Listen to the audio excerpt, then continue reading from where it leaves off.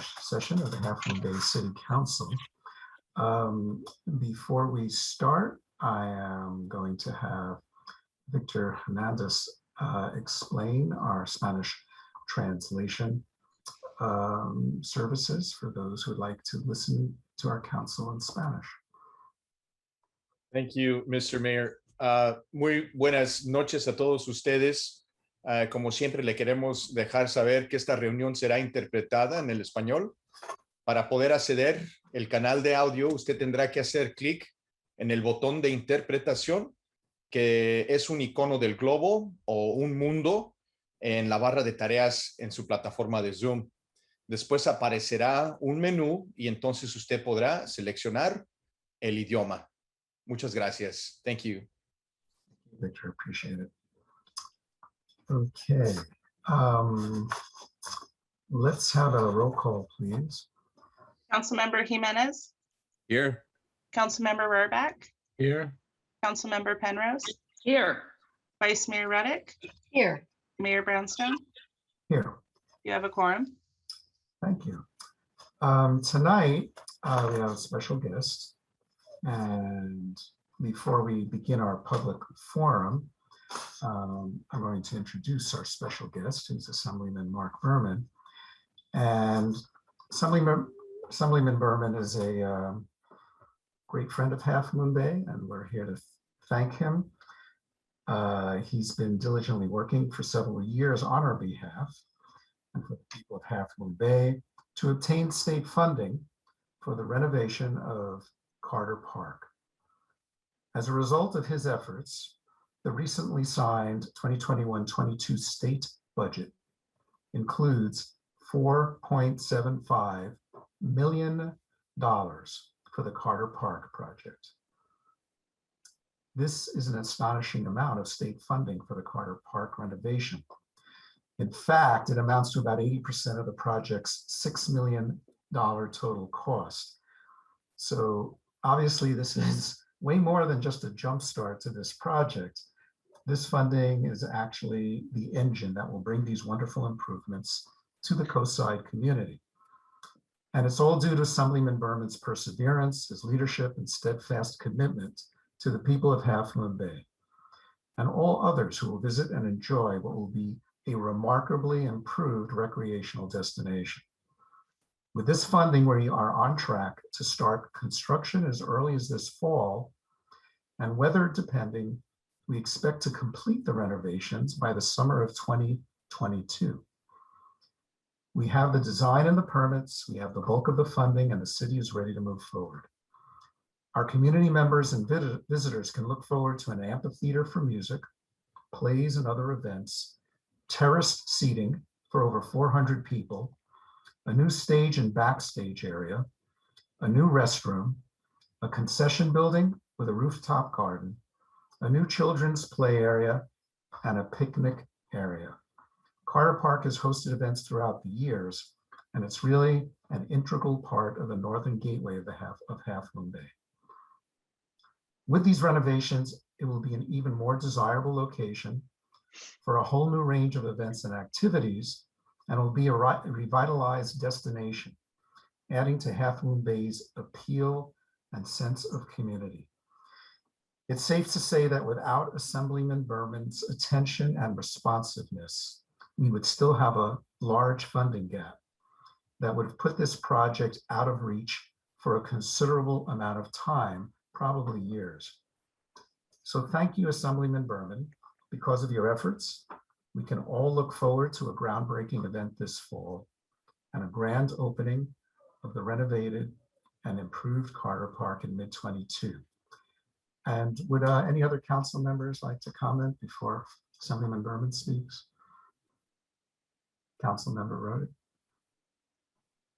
Yeah, I think that as great as this individual project is, I think this commitment of funds on this scale has the potential to transform our downtown over the long term and our community.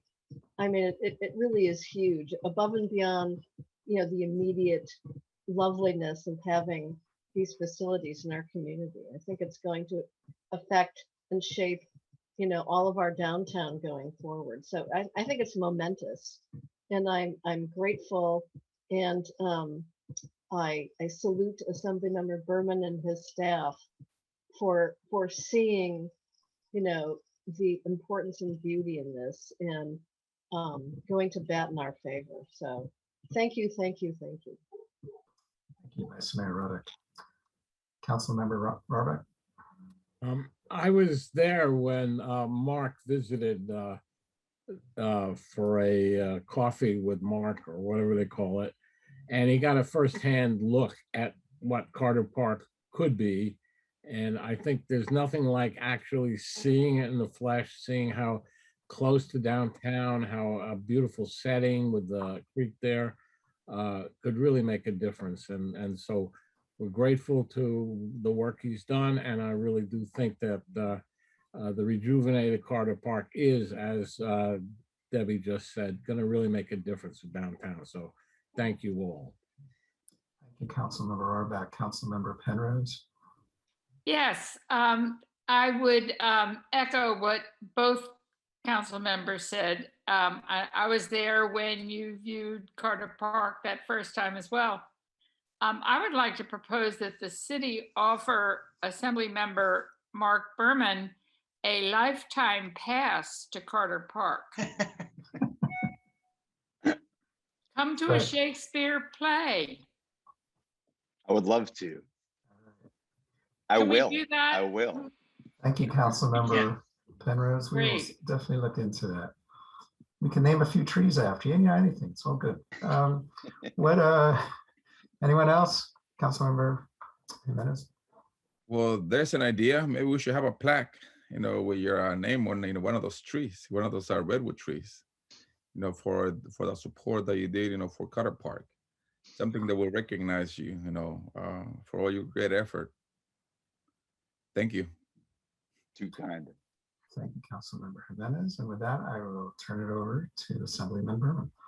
Well, thank you, Mayor Brownstone, and to all the members of the Half Moon Bay City Council.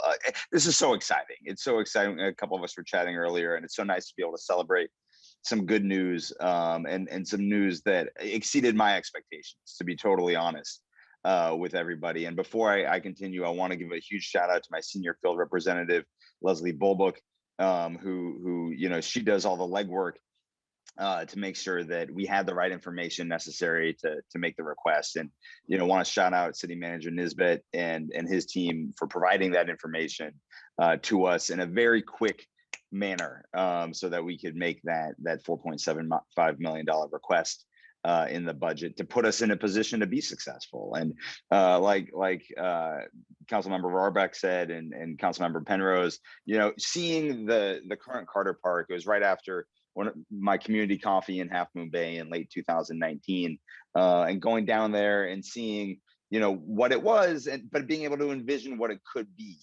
got me excited about it, and got me excited to go to bat and really advocate for it with my colleagues and you know, with the budget chair and the budget subcommittee chair, to try to get this money, because it you know, it will be such a jewel for the community, you know, whether it's the children's playground or the picnic tables and just a place to meet up, or the you know, the musical shows and the performing arts shows that people can have during the weekends, during the evenings. It's going to be really awesome, and I'm looking forward to coming out there on a regular basis to enjoy, you know, the different groups that perform there, and see everybody out having fun and laughing and just kind of relaxing, which is so important for a community. And I served on the Palo Alto City Council before I got elected to the Assembly, and I know how hard it is to find new space, especially like new park space.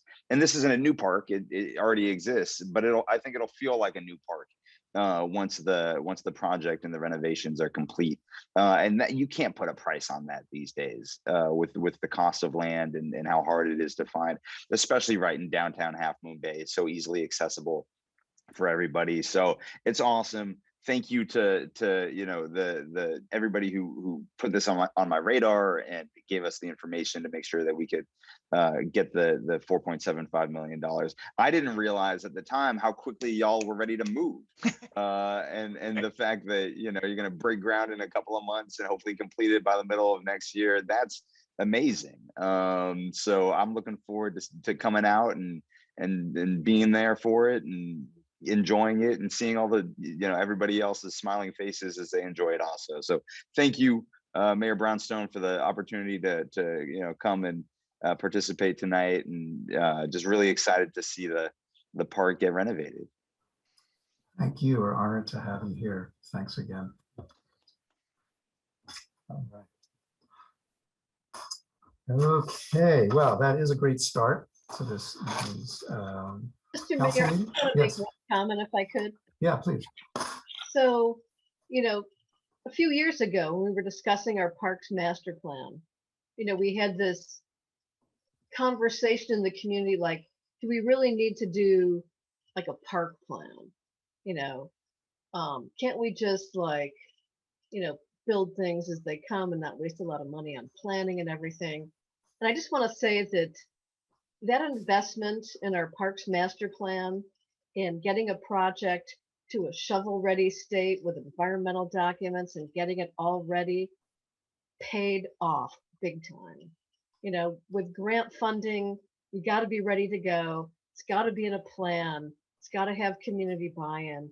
And we built all of that. And that was a prelude for, our assembly member to come in with his commitment and creativity and his vision to move it forward. Without both pieces, we might not have pulled it off. So I just want to say that, having plans, investing in plans, getting shovel ready, has really paid off. And, we shouldn't be afraid to do that with other projects that we're really interested in. So, again, thank you to staff and the council for buying into that vision of readiness and looking ahead and being able to be comfortable making, that investment. It really paid off. So congratulations all around. Thank you. And we do plan to deliver, and we'll let you know when we do the groundbreaking and the ribbon cutting and the first concert event. I love it. I love it. I'm excited. And thanks to our Parks and Recs Commission that's, kept Carter Park on our radar screen over the years and with events, et cetera. And so, we knew it was a great resource to develop. So fantastic. Okay. We will now open up our meeting to public forum.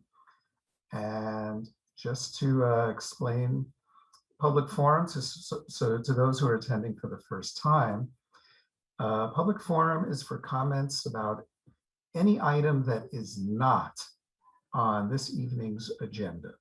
So anything else that's on your mind. And the way we work it is if you look on the participant list and look at the attendees, you'll see an option to raise your hand if you would like to make a comment during this public forum. So now is the time to please raise your hand if you'd like to comment during this public forum. And we'll give it a minute to populate.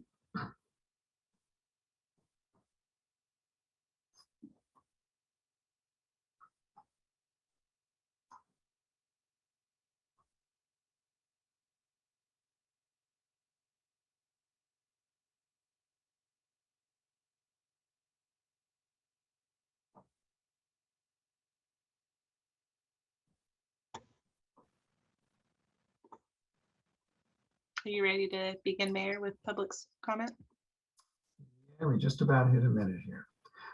Great. So we have 3 hands raised. So we will set our timer.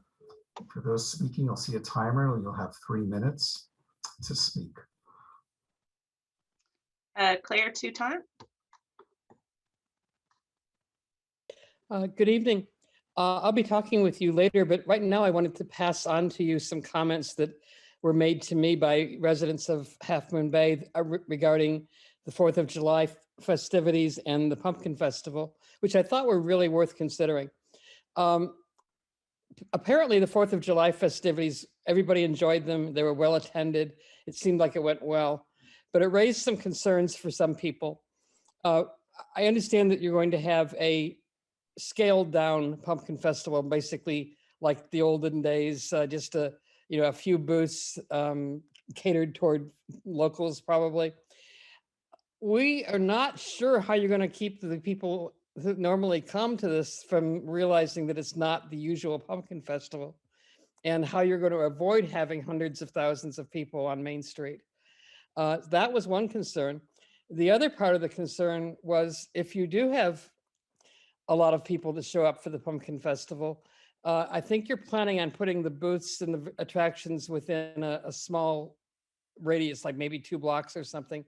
That means that when the 100,000 people show up, they're all going to be in those 2 blocks, very, very close to each other, breathing on each other. And it seems like this needs to be rethought in some way, because it sounds like a real recipe for potential super spreader disaster thing that we're not prepared for. So I just thought I would pass that on to you. Thank you, Claire. Appreciate those comments. Mr. Mayor, I can make a quick comment if you Yeah. don't mind on that. We acknowledge the comment that Claire just made and have the same concerns. So at a staff level, we're starting to have, and it's a shorter time schedule for us to plan for it. Obviously, they weren't sure if they were going to do it at all, and then made the decision. And so we are working collaboratively with the beautification committee on that. But there's a fair amount of planning on our side, on the logistics, public safety, public works, and getting the streets all set up. And we are taking her comment into account. We agree that it's very possible that even though they promote it as a scaled down version and try to make it a locals only thing, with 49 years of history, we could end up with maybe the same amount of people that came 2 years ago. And so we're planning our street closures accordingly and planning that way. And we'll continue to have conversations with the beautification committee. And if at any time the council would like some kind of an update or wants to think about, what we're getting ourselves into here, we have to adapt, we have to be flexible. We're all acknowledging just this past week that we've, read not very encouraging information in the news. So we got to watch that and plan accordingly. But I just wanted to acknowledge that we agree with her, and we're going to plan for large numbers of people, regardless of what the beautification committee puts in on their permit request. Thank you. Next, we have Robert Whitehair. Robert, you have 3 minutes. Honorable Mayor, members of the council, thank you for the opportunity to address the council briefly tonight. I am Robert Whitehair, Vice Chair of Sustainable San Mateo County. I'm addressing an issue that's not on the agenda. I know the city manager will be reporting briefly on it, and that's on breach codes and electric codes. I want to express my appreciation for the steps Half Moon Bay is taking to reach out to the community and to adopt a powerful climate action plan, as well as a strong REACH building code. I read on your website the city's proposed all-electric ordinance. It is quite impressive that Half Moon Bay is leading the way by calling for the elimination of natural gas appliances, requiring large solar panel systems and adequate battery backup. You're leading the other cities in this regard. Your proposed firm date for eliminating natural gas throughout the city is a model for the rest of us. The city is to be commended too for its outreach in the climate action plan to Latinx and youth organizations, to seniors, and to groups that are typically underrepresented. I also understand the city is reaching out in the same way to educate about its all-electric code. Perhaps no other city in San Mateo County is on the front lines as much as Half Moon Bay. Your acceptance of the reality of climate crisis and your strong leadership will go a long way in dealing with the climate crisis. And since this is more than just a local issue, the rest of us in San Mateo County do thank you for all you are doing. I look forward to the city manager's comments tonight and wish you the best, and I hope for a very strong all-electric code. Thank you for your time tonight. Thank you. Appreciate it. By the way, I'm noticing, unfortunately, our timer's a little on the blink, so instead of saying starting at 3 minutes, it's starting at 5 minutes. So for all attendees this evening, when you see that timer go from 5 to 2, that's your 3 minutes. So sorry for that techie quirk here. Aisha Barrow. Good evening, everybody. I hope everybody's doing well. It's This is working Aisha Barrow from Coastside Families Taking Action. I had tried making some comments last time, but my computer was acting up, so I just wanted to say a few things today. First off, wanted to thank you for the discussion that we had last time on police reform. Not only last time, but over the last few months or so. I think ultimately the outcome was a good one, and I was most impressed by the process. I wanted to thank you for making it an inclusive process where you tried as best as you could to listen to different voices of the public. You tried to solicit more voices of the public, and I know there'll be another community forum, so it's not over yet. And I was also impressed by the deliberation that took place within the City Council. I know it's a topic that had a lot of different opinions amongst the council members, and you had to play those differences out publicly, right? Which is always hard. Even within our organization, Coastside Families Taking Action, we had different opinions, but we didn't have to play them out as publicly as you did. And we ultimately tried to show a united front. But like what I was most impressed by is that you didn't fall into groupthink. I think it's really dangerous when people fall into groupthink and everybody feels like they have to say the same thing, and you don't really get the benefit of diversity, and you don't get the benefit of innovation. So I commend you for that. Because the topic was on police reform, I hope that in the future there is a way to hear more from the sheriff department. I just saw that Captain Lopez joined us, so it's great that he was on the calls. I heard some members of the public also say that they wanted to hear that voice actively present in the debate and the discussion. So if there are future discussions on police reform, I would definitely love to hear that voice actively present in the debate and empowering that voice to have a seat at the table.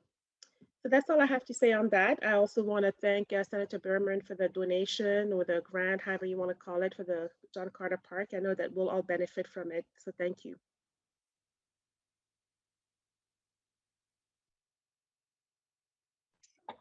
That concludes Thank you, public Aisha. forum, Mayor. Yep, thank you. Okay, public forum is now officially closed. Thank you, everyone, for participating. We will now hear an update from Claire, who spoke earlier, from the Midcoast Community Council.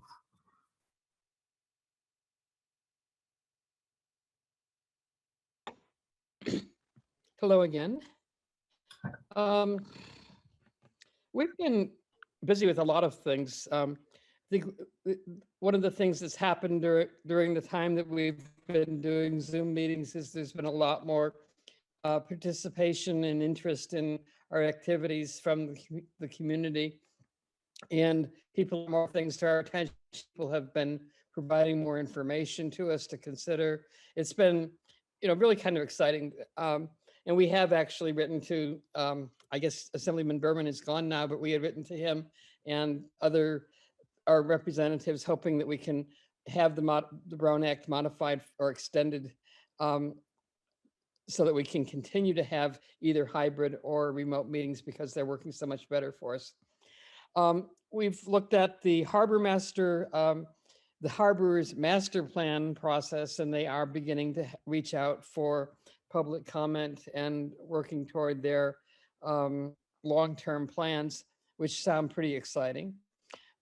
We are looking at upgrading our website. Our website is actually really good. There's a lot of information on there that goes back many years. So you can find almost anything about what's been going on the coast side on the website. However, it's based on a format which is apparently a few generations out of date, and we need to get it updated and put on a different platform. So we're willing to look into our options there. We have to pay for that ourselves. We get $3,000 a year budget. So that's going to be a challenge, and we may be asking people in the community to help us. We also have our newsletter coming out, I think next week. We put out a quarterly newsletter about various things that we're involved with or that we think people should be aware of. We continue to focus primarily on fire preparedness and fire prevention issues. We're trying to figure out how we can best be of use beyond what we've already done. We are having a presentation by some local people who have Alba themselves put together a project of removing, I think 35 trees in El Granada, 35 eucalyptus as a community project without government financing. So we're interested in how they did that, and they'll be telling us that next time we meet. We're trying to prepare perhaps a standard letters in support of any kind of grants that may come up so that we can help grants for fire preparedness sail through a little more easily. We've looked at the fact that the county says there's only 50% vaccination against COVID in Moss Beach, and tried to figure out what we could do about that. What we're actually coming up with is it's probably not true. It's probably an artifact based on the fact that it's a small community, but we have been working on trying to make sure that people are vaccinated. Let's see. We've been involved in a dispute regarding development in one of our communities and looked into what was actually going on in the dispute and presented some of what we found at a meeting and then referred them for further mediation, which I think was pretty successful. And we're looking, I guess that's most of what we've done. That's quite a bit actually for a couple of weeks. So if there's any questions, I'd be happy to entertain them. Any questions from council members? Okay, thank you. Okay, thank you. Thank you very much, Claire, for the update. I don't believe I have any announcements of community activities and community service tonight. So we'll move on to any report out from recent closed sessions, Catherine? So the council met in closed session last week on July 15th before our special city council meeting. The topic of the closed session was labor negotiations to provide direction to our labor negotiator, Lisa Lopez. And while there's nothing to report out of that closed session, I did want to note that on tonight's agenda, one of the results of that closed session is on tonight, the MOU between the city and Local 39 regarding the terms through June of 2026. Thank you. That's it. Thank you. Okay. So we are ready for city manager updates to council. I think we have a number of updates, 6 updates, so look forward to hearing them. Thank you, Mr. Mayor, members of council. We do have a number of updates tonight. We actually, I don't think we've had a regular council meeting in 5 weeks, so it's been a little while. We've been busy working on a lot of things. We will start with Deputy City Manager Matthew Chittister. Thank you, Bob, and I believe Victor is going to share slides. Okay. A moment. Give Victor a moment, and then I'll let you, after you go, Matthew, pass it on to the Public Works Department. They have a handful of sustainability updates. Can everyone see this? Yes, thank you, Victor. Perfect. Why don't we skip ahead 2 slides? My presentation will be very brief. I just want to give some updates on community events, and I think Claire Toutan's comments are very astute at this time. The first is just recognizing the fact that a very short but strong effort went into bringing back the 4th of July parade this year. As you know, the beautification committee does most of the planning and preparations for both the 4th of July parade and the Pumpkin Festival. They had originally canceled these events just due to unsurety around COVID, but as things were looking good, we all met and they felt like they could pull it off, and they certainly did. The event was great. There was a large crowd, larger than expected, so I think that's something we're going to pay attention to. They included a musical portion that was not typically part of this event. They closed down a portion of Kelly to allow for that, and it was really well received and people had a good time. And Overall, we thought it was well planned, well executed, and we're really grateful to our first responders, the Sheriff's Office, the Office of Emergency Services, and the Fire District, who really play a key role in making sure these events happen in a safe and efficient manner, and to our Public Works team, who goes above and beyond to make sure that the setup is taken care of and all the support the city can provide to these events takes place. So we're really grateful. The Sheriff's Office recorded no significant incidents as part of this event, which is, I think, an accomplishment and a good sign of how our community is doing. And over that weekend of 4th of July, we got a regular amount of concerns and complaints about illegal fireworks, but the Sheriff's Office was out in force and issued several citations. And I think for all law enforcement in California, that's an uphill battle. We do have Captain Lopez here with us after my report if you have any questions specifically about 4th of July weekend activities. Next slide, please, Victor. So our next upcoming event is Make It Main Street. And hopefully many of you were able to attend the inaugural event on July 1st, which included speaker space at Mac Dutra Plaza, our county's poet laureate, and lots of really talented individuals shared poetry and the spoken word publicly there. And it was really moving and drew a nice little crowd. There were screenings of a local film called Carnival of Wonders, and that was done at the Oddfellows Hall on Main Street and was very well received. People really enjoyed seeing a locally made film in a great location like the Oddfellows Hall. If you've never been there before, check it out. It's a really cool old building. There was a makerspace on Kelly Avenue that included glass blowing demonstrations and artisanal craft booths, an acoustic music circle down on the 700 block of Main Street, and live music up on the 300 block. And the whole goal was to get our local community out on a Thursday evening to enjoy some entertainment, reconnect in a safe way, and most importantly, hopefully spend some money at our Main Street businesses. These events will take place the first Thursday of every month this summer through November. Our next event is August 5th from 3 to 7 p.m. And this one is really focused on pianos. There will be 3 grand pianos and a garden piano sculpture installed in different gardens, courtyards, and public spaces along historic Main Street. And there will be scheduled and spontaneous performances by internationally known Coast-Side concert pianists and accompanists starting on Thursday, and those will remain all the way through Sunday night. So if you love music, if you play piano, if you love listening to piano, that weekend is going to be really, really special here in Half Moon Bay. The acoustic music circle will happen again down on the 700 block, as will the speaker space at Mac Dutra and the maker space on Kelly Avenue. And at the Oddfellows, they'll be screening the local film 12 Pianos, which, among other things, recounts the legacy of the Sunset Piano out on our bluffs several years ago, which was highly controversial, but kind of a cool story too.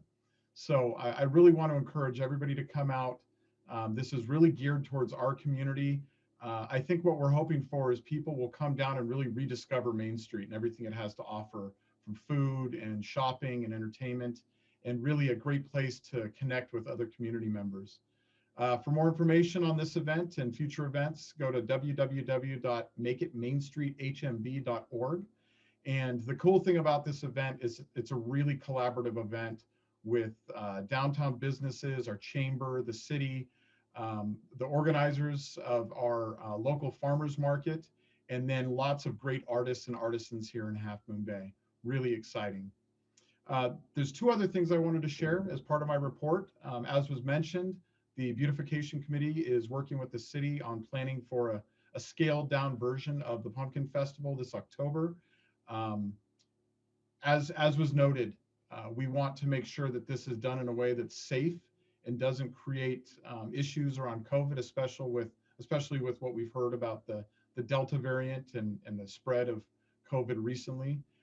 So we will be working very closely with the Beautification Committee and our local law enforcement and first responder teams to make sure this is planned in a safe and effective manner. And definitely we'll check in with the council as those preparations move forward. The last thing I want to share is on July 31st, that's a Saturday, we will be hosting a community forum, a listening session on public safety and law enforcement. This is a continuation of the focus groups that were held over the last year and an opportunity for additional community members, a broader set of our community members to come and share their thoughts and feelings about law enforcement and public safety, especially here in Half Moon Bay. We had hoped to start advertising, but because we had planned to make this an in-person event, we've paused our planning to make sure we plan this in a safe way as well. We will solidify those plans over the next couple of days and start getting the word out. We'll either do it remotely via Zoom or maybe in a safe manner in the outdoors.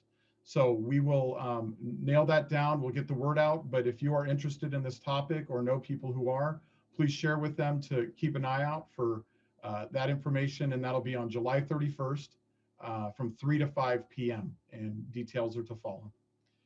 With that, I can take any questions. And again, we've got Captain Lopez here as well. Looks like we've got Deborah. Mr. Mayor? Yeah, I just wanted to, it wasn't a question. I'm very really looking forward to the July 31st community meeting, and wanted to say that if we do end up having it on Zoom, especially if we're not doing it in person, that it is critical that we advertise this. And I don't think, I think Nextdoor and our website are great, but I'd like to see us put an ad in the Review and do that maybe 2 weeks in a row so that we get as many folks out as possible. And I also, no, that's all. Thank you. Thank you.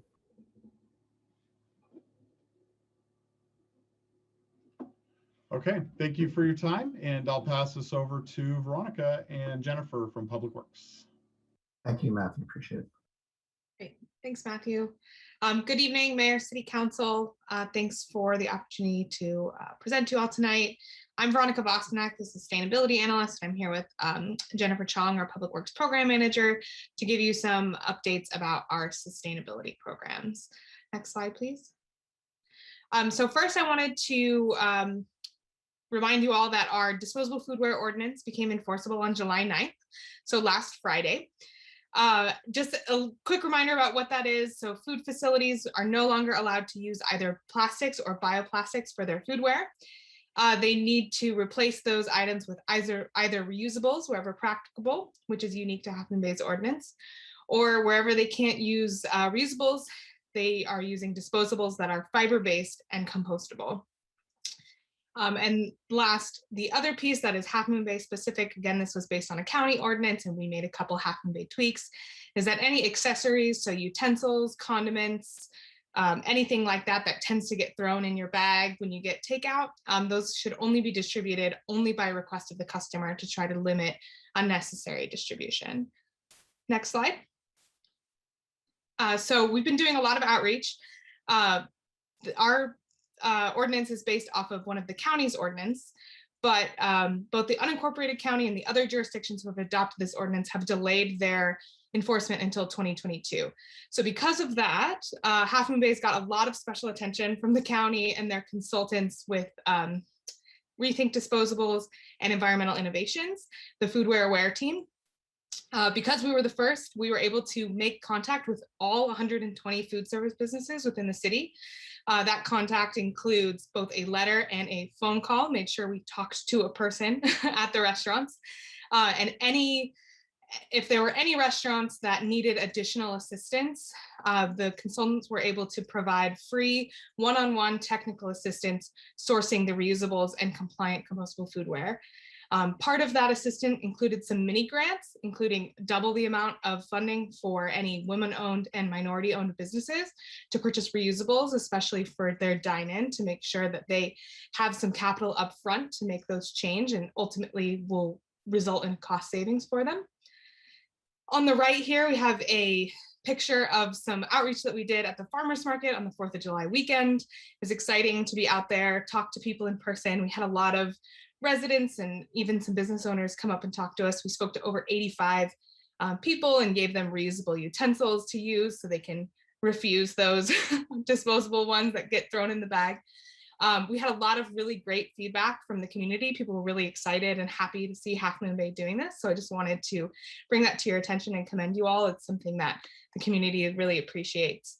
So any questions or concerns about the ordinance, I put the link to our dedicated website on here, as well as the email and hotline number for the Foodware Aware team. That is for both businesses and residents that have any questions or businesses who need assistance. Next slide. So shifting gears a little bit to another sustainability related ordinance, we have our draft building electrification. You may remember that in February, we did a study session with you all, and from that study session, staff created a draft in the FAQ document that was published on Earth Day of this year. We've been doing a lot of community outreach June through the end of August. So we've been doing quite a bit already. So I have listed on here, we've made presentations to the San Mateo County Association of Realtors, the Architectural Advisory Committee, senior co-siders, as well as having one-on-one conversations through email, meetings, and phone calls. Next slide, please. I did want to make an announcement that we are having a public workshop in coordination with the Half Moon Bay Chamber of Commerce and Peninsula Clean Energy to talk about the ordinance. This will be open to both residents and businesses, and we encourage people to come. We'll be talking about what the ordinance is, all the details about what's involved. We've also had a lot of questions from residents about resilience and solar panels and some of the incentives that are available through Peninsula Clean Energy and other agencies. So we invited Peninsula Clean Energy to talk about their partnership with Sunrun and all the incentives that they have going on, because resiliency is extremely important, especially on the coast. And will be available for any questions or formal comments on the ordinance itself. So that will be August 12th, and I will put the information on the city's website, halfmoonbaycity.com/building electrification. There's also the draft and the FAQ document available there. And anybody who can't make the meeting but still would like to have a conversation or make a comment about the ordinance, the email address and phone number to do so is on the slide as well. Between now and the end of August, we'll be continuing to have a lot of one-on-one meetings, especially with many of the businesses. And we should be back to the council in September to give you all a more intensive update once the outreach has completed. So before I pass this off to Jennifer, I just wanted to pause for a second to see if there are any questions or comments about either disposable foodware or building electrification. Sure. Councilwoman Penrose, I see your hand. Yes. I think that the ordinance I'm very excited, very excited.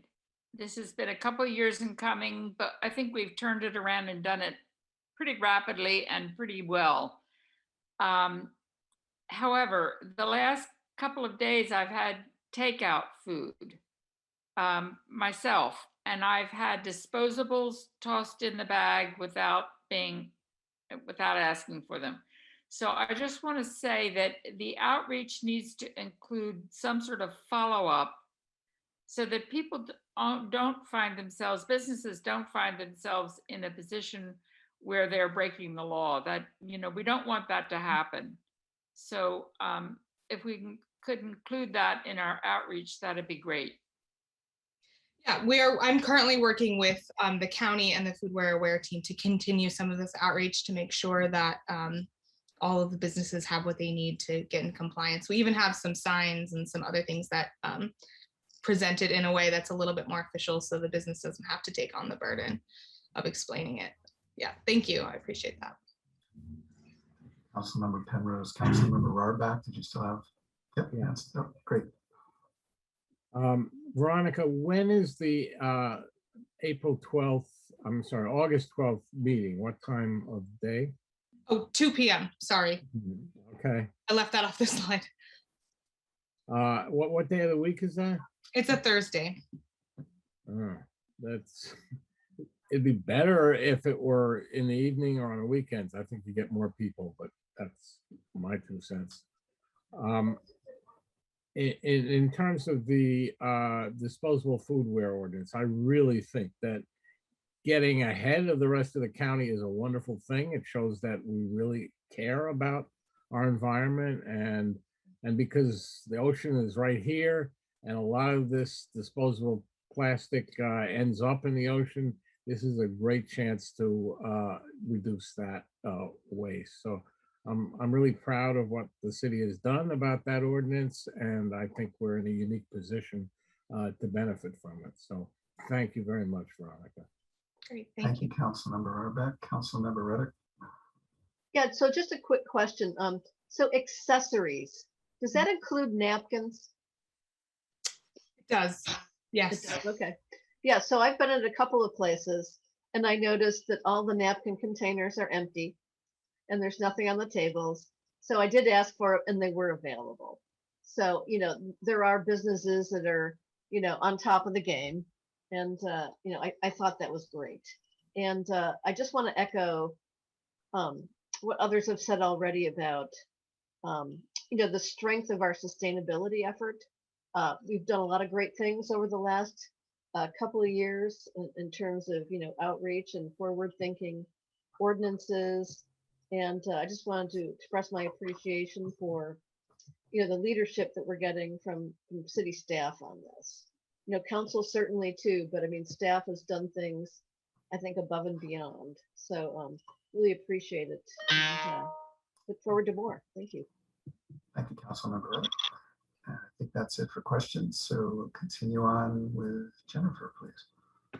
Great. Thank you, Mayor Brownstone. And if I could just take a moment just to acknowledge Veronica, she's so humble, but she came on in January, February, right before COVID, before we shut down in March. And the work that she's been able to do is really tremendous. And frankly, I couldn't have done any of this without her. She's really taken all of these projects. And so she's been such a wonderful addition to the team. So thank you, Council, for making that happen. And thank you, Veronica, for all of your absolutely fantastic work. My updates, you've seen a lot of these before, but as I promised, coming back around anytime we have some adjustments to some of these programs.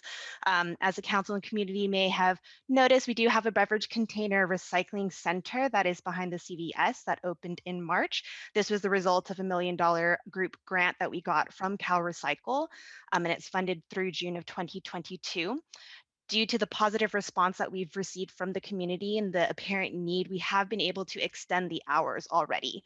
So starting the July 4th weekend, we were able to extend the Tuesday hours from half days to full days. So, you know, not able to add another full day just yet, but even, you know, any additional hours that we're able to squeeze into this center, we think is a win. So community, if you haven't already been out here and taken advantage of this service, please do. We have a designated website that talks about all the different ways to prepare your recyclables to receive your redemption material at this location. So go ahead and scan the QR on the screen and or visit hmbcity.com/recycling center. And obviously we just want to make sure we thank our funders, Cal Recycle, for making this possible, because this is a very huge need on the coast side that we think we've shown these funds are going to a really great cause. And of course, J&D Recycling, who's the one that's running the program, whose number is on the screen, which you can also call if you have questions. Next slide, please, Victor. I also have a couple July 4th updates also related to solid waste, which is that we were able to get our first wrap dumpster out on the coast side. And I'm a little bit of a garbage nerd, so this is really exciting to me when I saw a very, you know, more aesthetically pleasing dumpster, but we were able to introduce this before the July 4th weekend. It talks in both English and Spanish about the material that's supposed to go in the dumpster, and also says explicitly on the dumpster to please take any excess material to the 2 additional dumpsters on the other side of the parking lot if it is full. That being said, Victor, if you can go ahead and press enter. We did have overflow of this dumpster that weekend, unfortunately. Republic Services did notify me that unfortunately, human behavior hasn't changed overnight, but this is not a capacity issue. So the other 2 dumpsters were half empty. This dumpster was overflowing. People saw that it was more convenient, maybe looked a little bit more aesthetically pleasing, and rather than walking that additional 50 feet to put their garbage in the empty dumpsters, they surrounded this dumpster. So we are going to continue to work with Republic, continue to try to educate, our visitors and our community to not do this. Perhaps probably looking to actually physically lock this dumpster. So if they can't get it into those holes, they're forced to walk to the dumpsters at the back end of the parking lot. But either way, we're happy to at least put something a little bit more aesthetically pleasing out. We thank Republic Services for doing this at no cost to the city. They did the design and they wrapped it for us. And we look forward to next year when we're still hoping to do that art contest, get the community involved, let them design the next dumpster wrap, and then make that an event that hopefully represents our Coastside community. Next slide, Victor, please. Also along the lines of July 4th Festival, we also just wanted to thank the community for the tremendous sorting and diversion that they did at the July 4th Festival. Thank you again to Republic Services for doing a little bit of dumpster diving for me and actually looking and taking pictures, because that's what we do when we're at festivals, is we take pictures of the garbage. But we were so impressed by the community's ability to put things in the right place. That's always a huge concern when you have an event or when you have these public containers, is that there'll be a lot of contamination and everything ends up going in the garbage. And we were so impressed by our community and how educated everyone was and how intentional you all were about putting the right things in the right place. And so while sometimes we highlight some of the less, some of the places that we need to do some work, and there's definitely some of those areas, this is one area that you all have exceeded all of our expectations. And so we thought it was really important just to take a moment to thank you, the community, for what you're doing to help us be more sustainable and do the right thing. So applause to you. And then last slide for me, please, Victor. And then the last one, not really solid waste related, but there's been a few emails that have come across. We just really wanted to take a moment to acknowledge our partners at Samtrans and also the property owners at Strawflower Village for helping us to install a bus bench and a trash can out at this location. A lot of folks might look at this and say it's easy, just buy a bench and install it and just leave it. But this took a lot of coordination and a lot of goodwill. Samtrans actually provided the bench and the trash can at no cost to the city and installed it on our behalf and have committed to maintaining it. If there's any graffiti, they're going to take care of it, clean it, service it. And our property owner partner, Dr. Joe Musich, also offered up his porter to go through and empty the trash as well. And so I've personally seen a lot of folks that have already used this bench. I know it's been really well received by the community. And we thank everyone that's reached out to thank us for this addition. We really appreciate when things are going well to hear that, as well as when things are not going well. And so really just wanted to take a moment to acknowledge both the property owner, Samtrans, and the community members that actually brought this to our attention last year when we did a pilot project on transportation and highlighted this as a potential area of opportunity to better serve our community Coastside, which included Councilmember Jimenez. So thank you all so much for your participation in that project, for bringing this opportunity to our attention. And then of course to Samtrans and the property owner, Dr. Joe, for making this an easy win for us and for the community. And so with that, that is my last update. And I'm happy to turn it over to Victor. Jennifer. Thanks, Jennifer. Good evening, Mayor Brownstone, members of the council. Happy to be here tonight. I'm going to be giving an update on the Coastside Shelter Community Advisory Committee. And before I jump into talking about the advisory committee, I'll give a very brief update on the shelter. So as many of you know, in December of 2020, the county purchased the former Coastside Inn using CARES Act funds for the purpose of converting it to a homeless shelter on the coast side. Immediately after the purchase, the county started a pilot program in December of 2020, which was run by Samaritan House until April of 2021.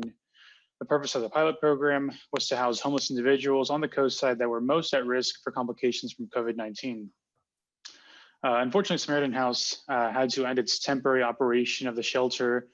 And at that point, the county put out a bid for a permanent shelter operator, and Life Moves, who many of you may know, was ultimately selected as the permanent shelter operator and started in April of 2021. For the last few months, homeless outreach workers and representatives from our core service agencies on the coast have really stepped up outreach, reaching out to homeless individuals up and down the coast and assessing them for entry into the shelter. And as of today, the shelter houses 34 individuals, all from the coast side, and the county expects to be at full occupancy in the shelter by early August, except for a few rooms that are still undergoing renovations. Now getting into the Coastside Homeless Shelter Community Advisory Committee, this committee was created for the purpose of improving and promoting communication between residents, businesses, and community agencies to increase community awareness and facilitate support for operations of the Coastside Shelter and addressing homelessness on the San Mateo County coastside. Here we see a few of the duties of the committee that were listed on the application and continue to be duties of the committee. So as previously mentioned in the last slide, serving as liaisons with the community to bring concerns to the city, county, and Life Moves as a shelter operator. Also as communication liaisons with community stakeholders to ensure timely, accurate communications on the program activities, and that relevant operating protocols are shared to avoid any misunderstanding from members of the public. They'll be developing some performance measures and other metrics to ensure the success of the program, identifying opportunities for community involvement, and participating in a collaborative problem solving on community-related issues and impacts. Now, the first meeting of the advisory committee was in April of 2021. And for the first 3 months, they've met monthly. So they've had 3 meetings so far. Moving forward, they'll be meeting quarterly or on an as-needed basis. Based on the proposed committee duties listed on the screen, the committee has been assigned homework or other tasks that have included talking to their family, friends, neighbors, and other members of the community about the shelter and reporting back on those interactions to the larger group, coming up with name ideas for the shelter, addressing and discussing public issues that have come up concerning the shelter and homelessness on the coast. They've recently received a communications training. They've identified metrics that are being shared on a monthly basis and tracked by the Community Advisory Committee over time to ensure successful outcomes for the clients that participate in the shelter program. They identified a need and discussed important content for a publicly shared FAQ document that will be shared shortly. Some future items that we see for the committee include creating a communications subcommittee that will develop a communications plan for the committee. Also the potential to identify and track additional performance measures and metrics. And they will assist in the planning process for a community forum that is being planned in late summer or early fall of 2021. And some of the ongoing items and duties include identifying and discussing community concerns and incidents to assist the county and Life Moves in making any necessary operational updates. And now I'd like to introduce the committee members. As you can see them here on the screen.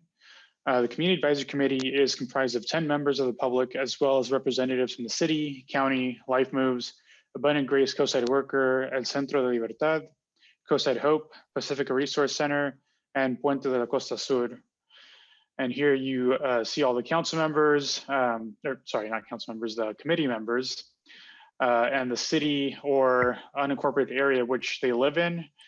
So we have a pretty good representation from neighborhoods throughout the entire city of Half Moon Bay, as well as areas of the unincorporated Mid-Coast, and representation for the South Coast and Pacifica from our core service agency representatives as well.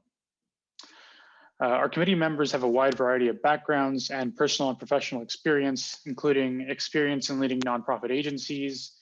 We have individuals with lived homeless experience, members who have worked with homeless individuals in a professional capacity, a licensed clinical social worker, a local student, parents with children in local schools, representation from the faith community, individuals with a background in higher education, and a member of the Coastside Families Taking Action. Now, all of these committee members had varying levels of support for the shelter itself when they came on board. But all are committed to working together for the success of the program, which was one of the main things that we were really looking for.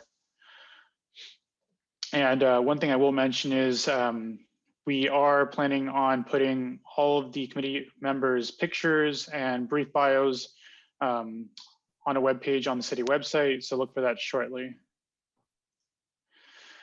And lastly, as I mentioned, one of the projects they had was to draft names for the shelter. Those names were narrowed down to a top 5, which were then shared with the county manager, Mike Callaghy. And he went through those recommendations and eventually selected the name Coast House or Casa Costera. We were looking for a name that was easily translatable and meant basically the same thing in Spanish. So I will try to stop calling it the Coastside Shelter and start referring to it as Coast House, which will be its new name moving forward.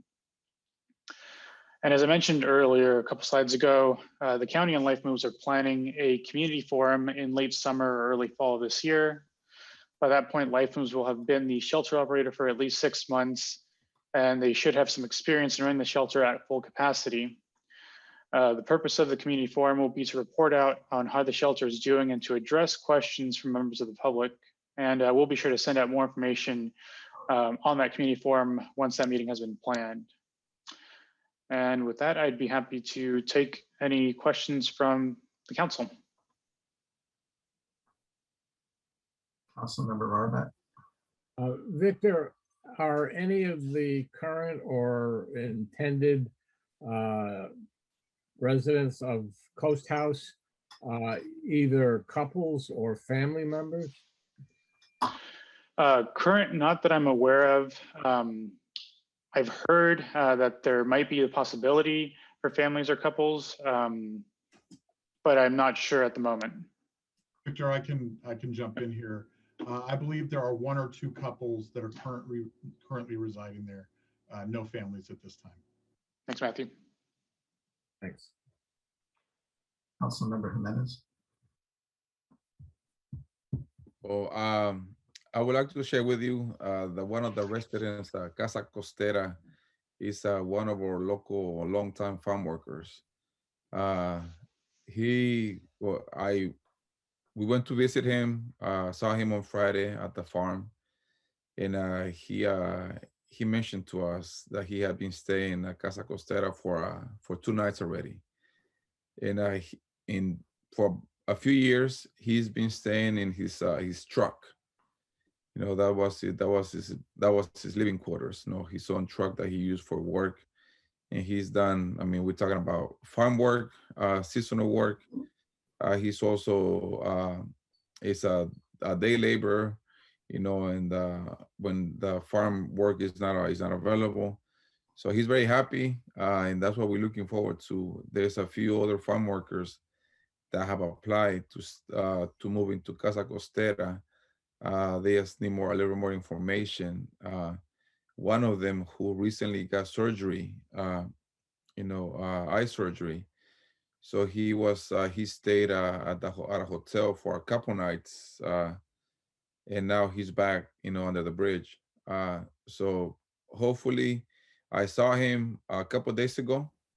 I saw him on Monday, and I just mentioned to him the other farm worker that recently went into the shelter, and just to go see somebody at Casa Costera, either Cassandra or I believe Marissa, or maybe even Cosa Hope, to get all his paperwork done so he can go into the shelter. And we're talking about an older farm worker. He's about 62 or 63, farm worker.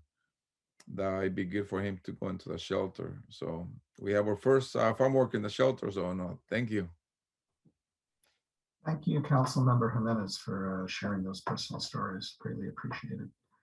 Councilmember Ruddick. Yeah, I'm just, very pleased at the progress of getting the advisory group up and running. I think their participation, along with guidance from staff and the county, is going to be really key to the success of this venture. And I really appreciate, the county cooperating with us on this item. I think it'll make a real difference. I've not seen a lot, in next door in terms of negative comments. I think it's off to a really good start. So thank you for that. Thank you, Councilmember Reddick. Any other comments or questions for Victor? Okay, and I believe that concludes all the city manager updates to council. City manager, great. Okay, we are now going to look at the consent calendar. Does any council member have item they need pulled? Okay, if not. Yes. Yes, Councilmember Jimenez. I would like, Would you have a clarifying question or want to pull an item? Or? yes, I want to learn more about 1C, the Creekside Affordable Housing Agreement. Mr. Mayor and Councilmember Jimenez, do you have specific questions, or would you, we could have staff do just a very brief overview if you're interested. Is that what you're asking for? Yes, please. I would like to see a quick overview because I see, affordable housing agreement. So that's of interest in our community. Something that we've been talking about, the need of affordable housing and low-income housing. So I want to see what part the city of Half Moon Bay is taking on that. Absolutely, and this project has quite a history that predates me and predates you on this council. So I see Jill Ekus just turned on her camera. So Jill, if you could provide a little update for the council, that'd be great. How about if we pull that item and I'll make Sure. a motion to approve all the other items and then we'll come back to that, if that's okay. And I don't mind making the motion. I move that we approve the following items on the consent calendar. Item 1A, waive reading of the resolutions and ordinances. Item 1B, warrants for the month of June 2021. Item 1D, approval of the Creekside Court final map and subdivision improvement. Item 1E, purchase of a new backhoe in the amount of $154,803. Item 1F, adopt a resolution authorizing the city manager execute a professional service agreement with SWCA Environmental Consultants in the amount of $49,247 for environmental services for the Corporation Yard project. Item 1G, reaffirm the members of the Bridge Advisory Committee appointments. Item 1H, that we consider the appointment of our first youth committee member to the Half Moon Bay Bicycle Pedestrian Advisory Committee, Matthew Spink, a student. Item 1I, adopt two resolutions authorizing the city manager to execute amendment number 2 to the funding agreement with the San Mateo County Transportation Authority to accept Measure A funds in the amount of $138,500 for the final design of the Highway 1 Safety and Operational Improvements Project. And 2, execute amendment number 3 to professional service agreement with Mark Thomas and Company for the completion of the plan specifications and estimates in an amount of $173,060. Item 1J, adopt a resolution accepting donations from the Friends of the Half Moon Bay Library and amending the FY 2021-22 adopted budget to record the additional revenues of $15,000 and appropriate these funds in the Library Capital Fund. Item 1K, adopt a resolution authorizing the city manager to execute the memorandum of understanding between the International Union of Operating Engineers, local number 39, and the city of Half Moon Bay for the period of July 1st, 2021 through June 30th, 2026. And item 1L, receive position letters for AB 500, SB 9, SB 619, and a support letter for a San Mateo County Harbor District grant application. I'll second. Mr. Mayor, oops, Oh, Mr. sorry. Mayor, I was going to make a suggestion before the Yeah. second got in there. And so you can check with Councilmember Penrose, see if this is okay. I would suggest that you also pull item 1D. They really need to be discussed in tandem. And Okay. so and then 1C and 1D 1C after and the 1D. discussion could then be taken as a separate motion together. Thank you, Got it. Bob. Thank you. All right, so the motion is to approve all items other than 1C and 1D. Second, can we have a roll call, please? Councilmember Jimenez, Yes. Councilmember Penrose, Yes. Councilmember Rohrbach, Yes. Vice Mayor Reddick, Yes. Mayor Brownstone, Yes, motion carries. thank you, everybody. We'll now have staff reports on items 1C, Creekside Affordable Housing Agreement for 320 Church Street, and 1D, approval of the Creekside Court Final Map and Subdivision Improvement Agreement. Thank you. Thank you. Thank you, Mayor Thank you, Jill. Brownstone. This is Jill Egas, Community Development Director. I'm happy to share a little bit of background about these two items for Creekside. This is a project that has been with the city for quite a few years. There was an original application back in 2011. It was approved by the city in 2012. It actually was appealed to the Coastal Commission, approved by the Coastal Commission. That entitlement expired and the applicant reapplied for a substantially similar project, which City Council approved in 2017. The project consists of a subdivision with some public areas, a park area, as well as some other common spaces for drainage. It also includes permanent conservation of the Pilarcitos Creek riparian buffer, wherein a deed restriction has been already recorded for that. And there are many other details about this subdivision related to environmental concerns and all the review that went around that. Councilmember Jimenez has asked specifically about the affordable housing agreement, so I'm going to shift right into that, but do note there's quite a few things about this project that are of significance, and it's been through a lot of public process up to this point. When City Council approved this subdivision as a tentative map, it's been about 3.5 years ago now, a condition of approval included there was a requirement that the applicant enter into an agreement to provide affordable housing with conformance to the city's below market rate zoning code. The city's below market rate zoning code, we refer to it as the BMR ordinance. The BMR ordinance requires that 20% of the units be made affordable to lower income households, and those income levels are specified by the code, and they are designated through definitions according to our state law for HCD, which is the Department of Housing and Community Development. 20% of the units at the time that was approved, it was 3.2 units. Council had the discretion to allow the 0.2, the portion of a unit, to be paid off through an in lieu fee, but council really wanted the units developed on the property, and the applicant agreed to round up to 4 units. So the condition of approval is for this project to provide 4 units of affordable housing to these lower income levels. And oh, thank you. That's very helpful.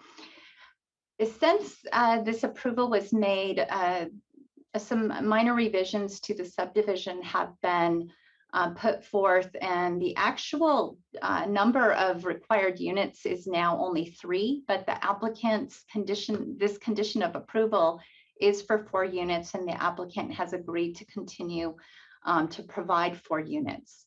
We also note that the BMR ordinance requirement is for 1 unit each of very low, and then moderate for these different affordability levels. We have worked hard with the applicant to deepen the level of affordability that is provided with these 4 affordable units. So This agreement includes 2 units for very low and 2 for low, and they would be held at these levels for at least 55 years, according to this agreement. And this is per housing element policy and the standard of the condition of approval that City Council has approved.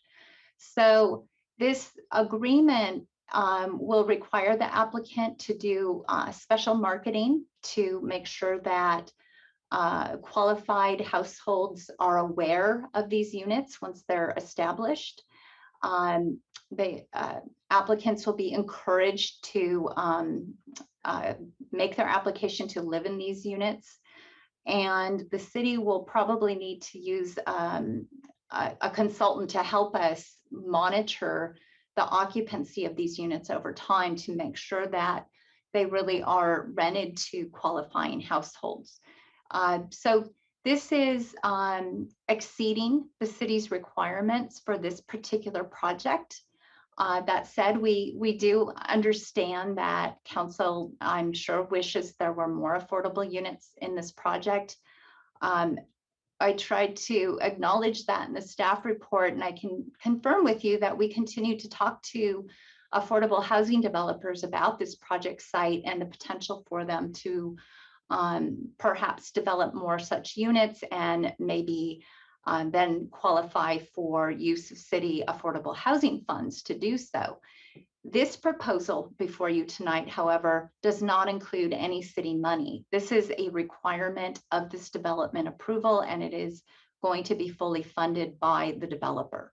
I hope that provides some context for this. Now, we pulled the other item, the map, because the final map cannot be approved by City Council unless the affordable housing agreement is approved by City Council. So the final map is contingent on the affordable housing agreement being acceptable to you.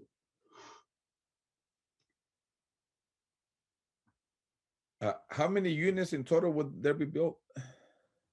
The 4 units for affordable housing, and then I believe there's another, I think it's 10 single-family homes.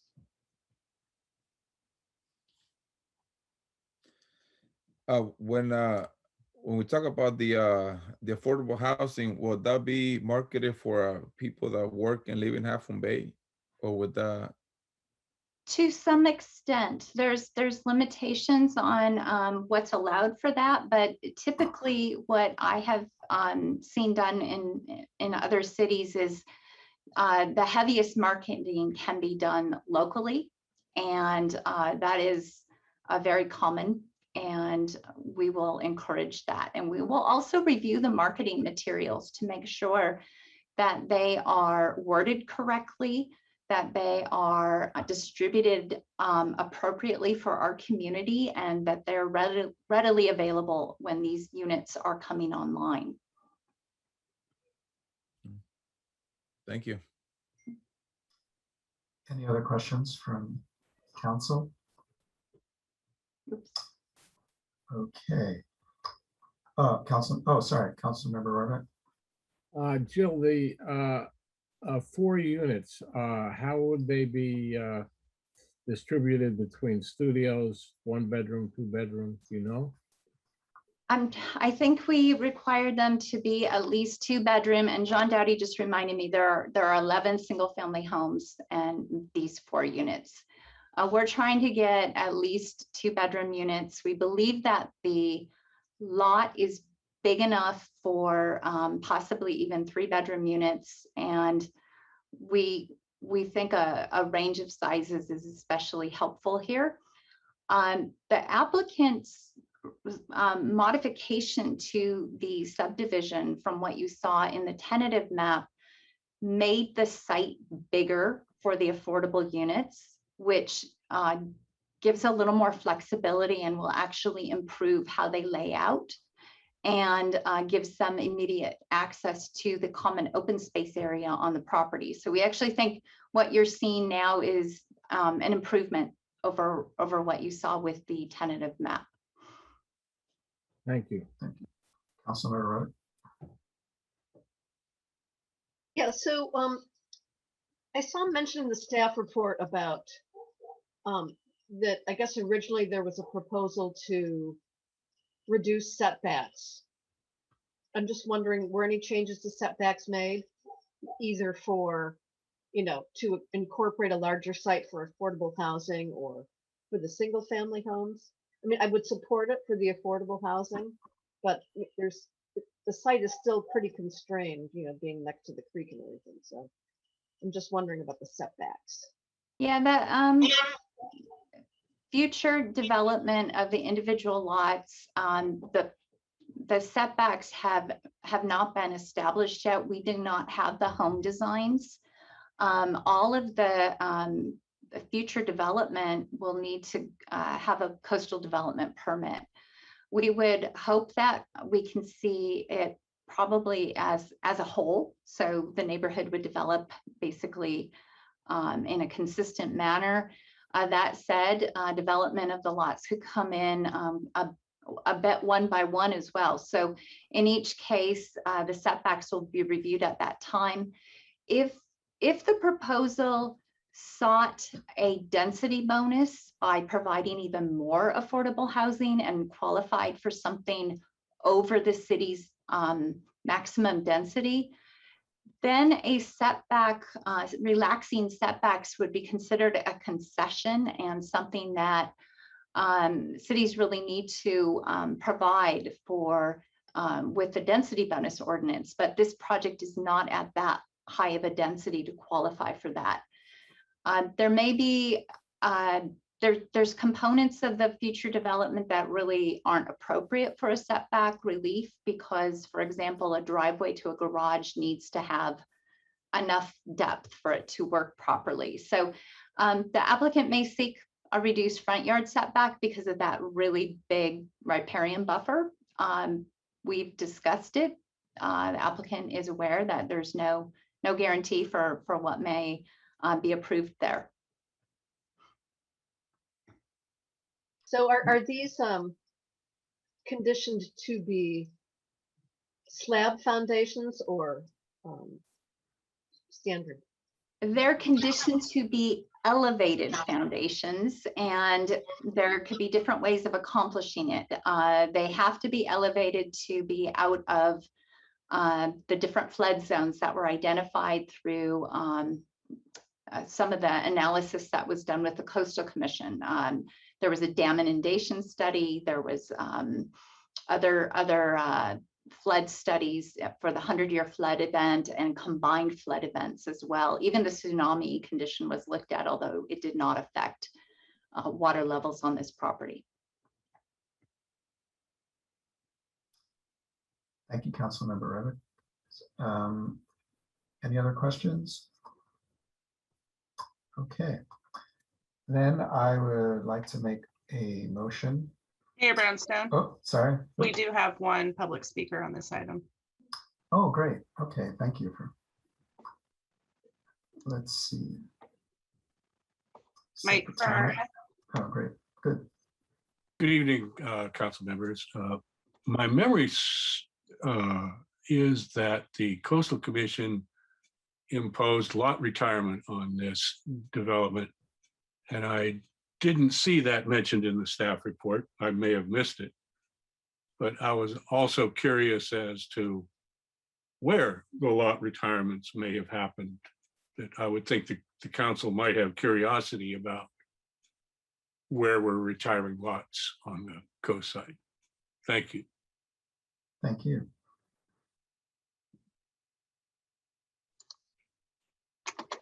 That's it. Thanks. Mr. Mayor, would you like us to answer that question? I don't. Yes. I think Jill might have an idea where they are. I don't know if she has a map, but she certainly has an idea of the history of that part of the process. Yeah, that would be great. Thank you, Joe. Sure. So yes, the Coastal Commission did require lot retirements when they took this up on appeal. Their entitlement expired. The city took this up. We also imposed lot retirement requirements. Through that process, the applicant had already purchased the lots to be retired at that point. and they were considered by the Coastal Commission. I can't recall exactly where all of them were, but I remember that some of them were in the west of Railroad PD area, possibly Wave Crest. But we'll go back and look at that with the applicant. The confirmation though for this condition of approval is it's attached to the coastal development permit. And before any building permit can be issued on these lots, each one has to be confirmed that the lot retirement has been fully executed. And this has already been looked at several years ago now. And I'm confident that at the time that we'll get the submittal, we will just be checking the box, doubling back that this was done correctly. I do note that your land use plan now has a lot retirement policy, which is something we did not have before. It would exempt the lot for affordable housing from that requirement, but all the other lots would be required, all the net new lots created. This is a subdivision going from 2 lots to 12. So 10 lot retirements were required by the Coastal Commission. If we were to follow the city's rules now, it would be 9. Thank you. Thank you for the question, and thank you for the clarification regarding the lot retirements. Okay. No more questions? Great. I'll make a motion that we approve the following 2 consent items. Item 1C, adopt a resolution approving an affordable housing agreement between Gibraltar Capital Inc. and the City of Half Moon Bay for the 320 Church Street, known as the Creekside subdivision. And item 1D, approval of the Creekside Court final map and subdivision improvement agreement. Can I get a second? Second.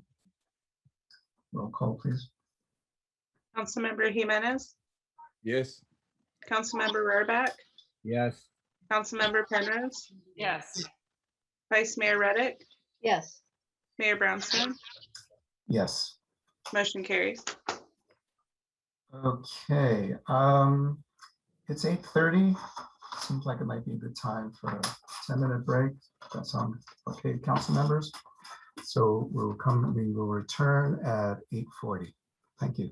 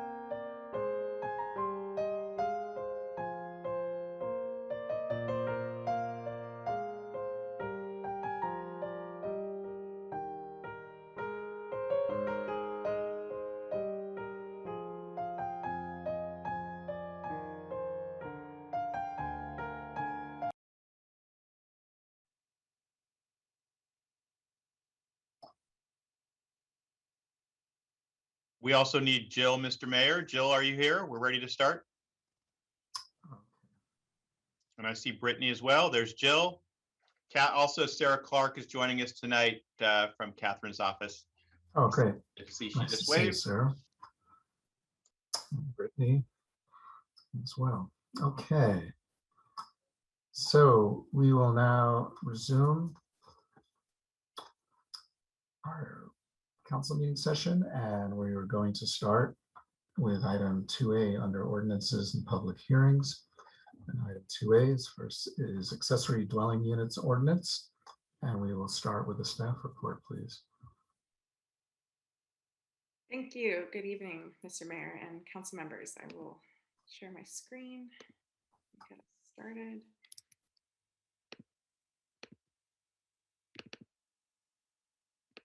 All right, can everybody see this okay? Yes? No? No? Yeah, we can see it. There you go. There? Okay. Keep it in that mode. Yeah. Thank you. All right, so I'm happy to be here tonight for an introduction of the accessory dwelling unit ordinance update, or ADU for short. To give a brief overview of staff's presentation, we will go through why we are here tonight and the major changes introduced in the ADU ordinance and next steps before conducting the public hearing. So as you may remember, we were here in 2018 updating the ADU ordinance in response to state laws that went into effect in 2017.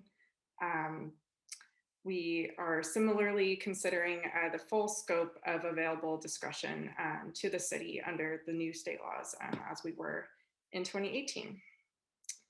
The 2018 ordinance has facilitated the continued local interest in ADUs. We are seeing about 10 building permits being issued per year. We're expecting even more for 2021 and the coming years with our overload of Measure D applications for ADUs. And we have been seeing much more expedited permitting timelines.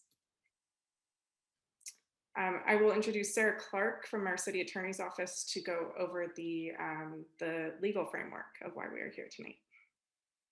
Thanks, Brittany. Good evening, Mayor Brown and council. I'm happy to be here. My name is Sarah Clark. I'm deputy city attorney.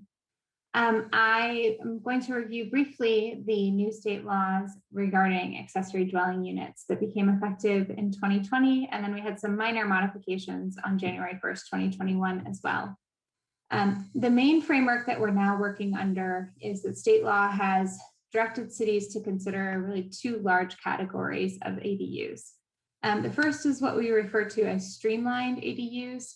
These are ADUs that the city is obligated to allow pursuant to state law. They predominantly include wholly within ADUs, basically ADUs that are carved from existing space within houses or garages or accessory structures. These also can include what are known as junior ADUs, which are generally smaller and have more limited facilities available, but still constitute independent living units.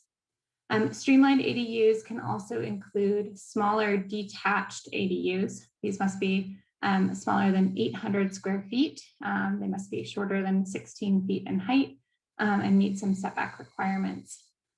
Streamlined ADUs are allowed on both single-family properties as well as multifamily properties.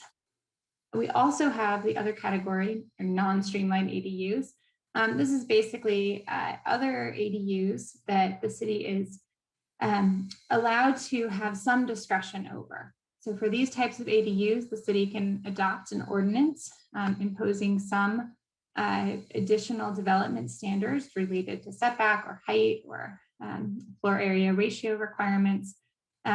This category generally includes attached ADUs, so basically ADUs that are new construction but are attached to a single family residence. They also can include some of the larger detached ADUs. And again, the city can permit these using an ordinance for that. And that's what we're here tonight to discuss. The other changes in state law relate to owner occupancy. So in previous iterations of the ordinance, the city was allowed to and indeed chose to impose owner occupancy requirements on either the single family residence or the accessory dwelling unit ordinance. The state has now indicated that cities are no longer allowed to exercise that discretion through 2025. You'll see in the draft that we have attempted to retain as much discretion as possible, such that immediately upon that law expiring in 2025, the city would again retain that power if we were afforded the opportunity to. Another big change in 2020 was that previously homeowners associations were allowed to prohibit accessory dwelling units on areas that are controlled by the HOA. And indeed, we saw a number of HOAs in the city exercise that control. As of January 1st, 2020, HOAs are no longer allowed to restrict ADUs, and they must be permitted. At least they can impose reasonable requirements, but they cannot prohibit them entirely. Brittany, next slide. So as you may recall, we were here before in December 2019, right before the new state laws came into effect. We went to the Planning Commission for a public hearing. That ordinance was brought forward for a first reading in January 2020. At that meeting, City Council requested that city staff look to the Coastal Commission for new guidance. At that point in time, the Coastal Commission was still trying to wrap its arms around the new changes in state ADU law and had not yet issued any specific or general guidance regarding those new changes. Since that time, we received general Coastal Commission guidance via memos from Coastal Commission staff, as well as in December 2020, HCD, which is the state agency that has regulatory authority over ADUs, also issued its handbook, which is a form of guidance that helps explain how state ADU laws should be implemented. We have taken into account both of these pieces of guidance in a revised ordinance. The changes, which are relatively minor, that we've implemented between December 2019 and now are all related to providing additional clarity based on both the Coastal Commission guidance and HCD guidance. Brittany, I think it's back over to you. Thank you, Sarah. So also since the first reading of this ordinance last year, the city's new land use plan update was certified. And this land use plan, or LUP, includes policy guidance for ADUs citywide. The 2021 Measure D process that happened this year also showed continued high interest for ADU production in the city. And the city is concurrently working on the short-term rental ordinance, which explicitly prohibits short-term rental uses in new ADUs. So with all of the information that Sarah presented and this new policy guidance in our land use plan, we bring the new ADU ordinance update before you tonight with refinements to bring the code into conformance with state law while retaining coastal act protections and local discretion where possible. So some of these major changes include removal of the owner occupancy requirement and provisions for streamlined and other ADUs, as Sarah spoke to.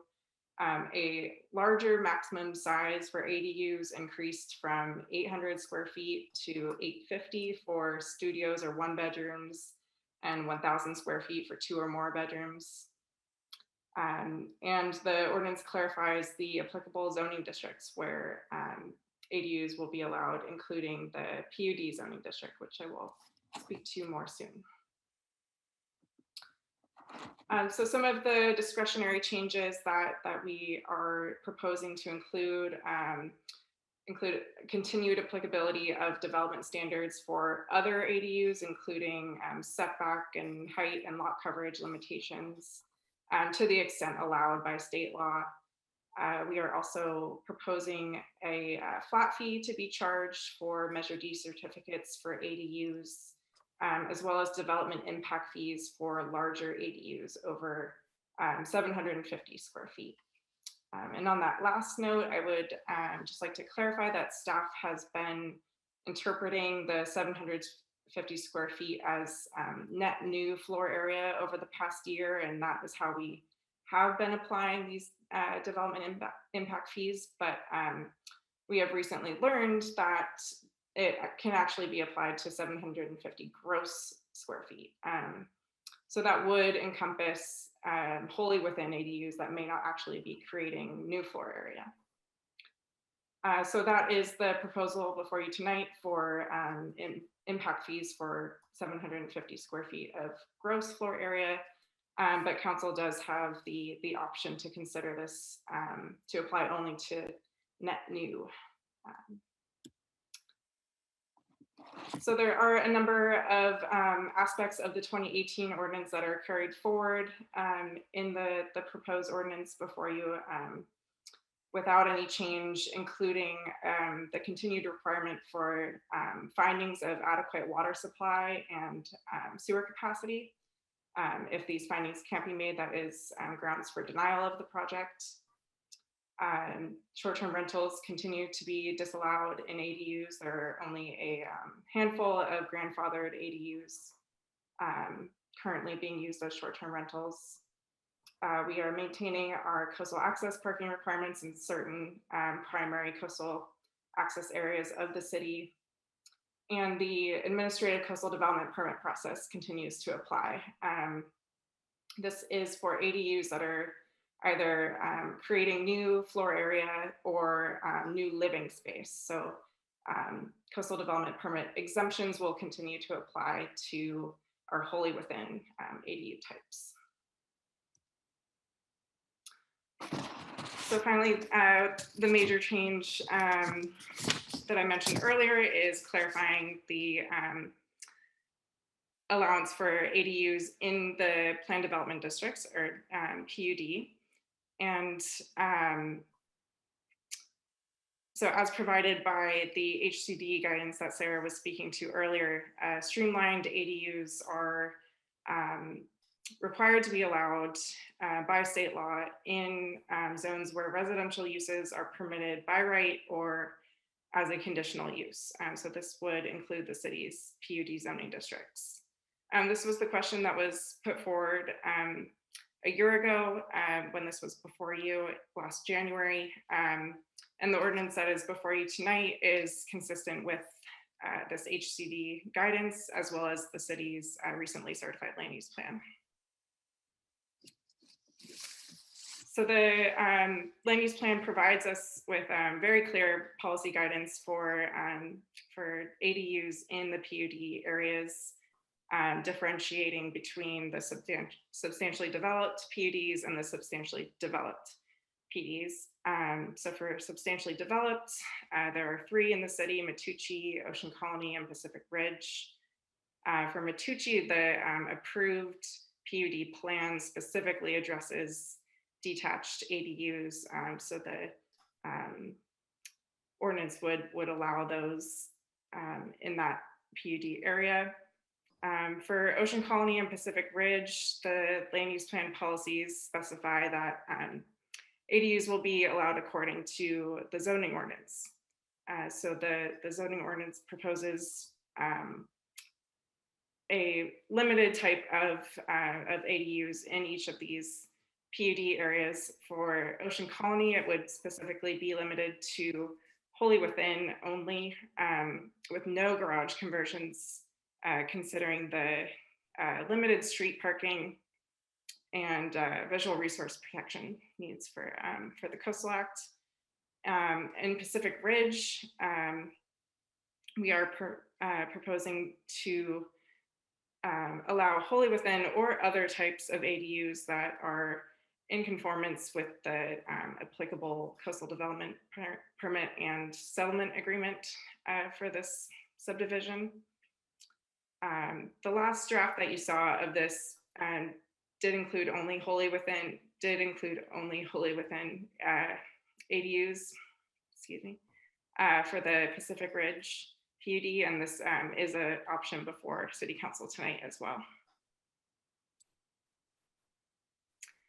And for substantially undeveloped PUDs, the land use plan allows ADUs prior to master planning only where it is associated with an existing single family residence, and master planning would otherwise be expected to address ADUs through the master planning process. And I will turn it over to Jill to discuss next steps. Thank you. Thank you, Brittany and Sarah. We'll wrap up quickly here. Depending on how things go tonight, we'll be prepared to bring you the ordinance back for a second reading as soon as you are ready for it. We are hoping for August. And then once council adopts the ordinance, this is part of your local coastal program, the implementation plan. And so it is subject to Coastal Commission certification. We do want to note that we pre-vetted the ordinance with Coastal Commission staff, and we had very positive feedback about the version of the ordinance that is before you. And we are hopeful for a smooth process through the Coastal Commission. I'll remind everybody that in 2018, that ordinance went through the Coastal Commission without any amendments, and it was very well received at that time. This is because we did collaboration and we checked in with them as we were in the preparation process. We also then will need to submit the ordinance to the Department of Housing and Community Development. They do not have a deadline for making comments about this. We understand there's comment letters on cities' ordinances throughout the state. Our city attorney's office monitors them and is really cognizant of what the sticky wickets are in these ordinances. And of course, we'll keep council informed. We have a good relationship with our HCD colleagues, but you know, it's a different part of housing law here that needs to be harmonized with our Coastal Act and LCP. We have a lot of related efforts going on that really touch into ADUs. Brittany already mentioned the short-term rental ordinance. We're planning to bring that to you in August for a first reading. That's been through rigorous Planning Commission review. The Cycle 6 housing element, Brittany, can you move to the next slide? Thank you. Just a note very quickly, we are working on that housing element, and ADUs can be counted in our regional housing needs allocation. And so we have been learning more about that and how to do it. And if council has any particular questions about this matter, we can circle back to it, but I don't want to bog you down on that. But just note we're paying attention to that. Next slide.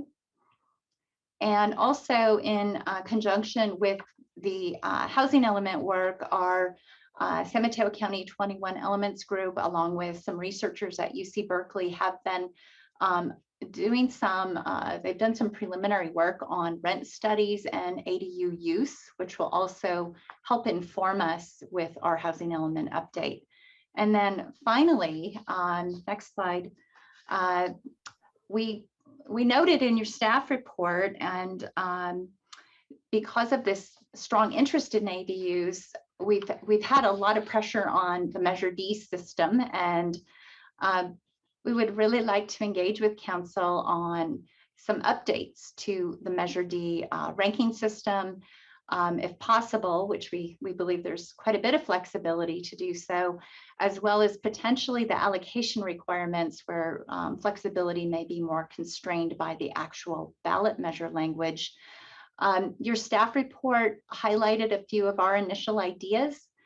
We would love to get feedback from council about those tonight if possible. That said, the ordinance is enough onto itself. And so if this is too much to do tonight, we're happy to come back in August or September to have a focused discussion about Measure D. Next slide. And with that, our typical process, just reminding everyone in the room, this is a notice public hearing. There was a newspaper ad. We've been announcing this through e-news, and we followed all of our notification requirements. So council will be conducting a public hearing. We're hoping that you will then move through waiving the first reading and introducing the ordinance. The format for this next part of the session is, I think on the next slide, we're here to answer any clarifying questions that council may have. That would be for the good of your discussion and in particular for the good of public comment. And then we will take copious notes through your public hearing and be prepared if anything comes up there to provide responses. And we look forward to hearing your deliberation. Thank you very much. Thank you very much, Jill, Sarah, and Brittany.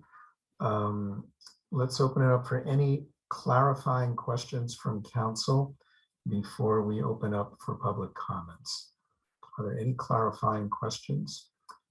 Councilmember Reddick. Thank you, Mr. Mayor. Yes, so relating to PUDs, are these currently zoned for residential development?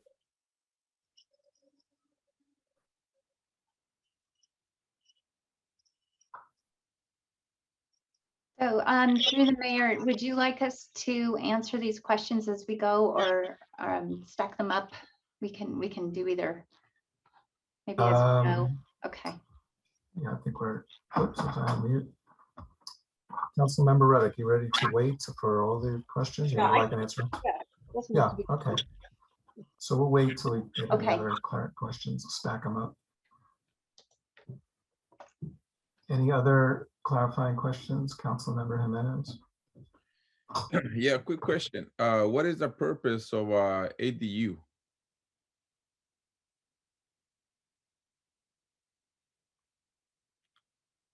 That's a question that I have. I want to see if I can get a clear answer. What is the purpose of an ADU?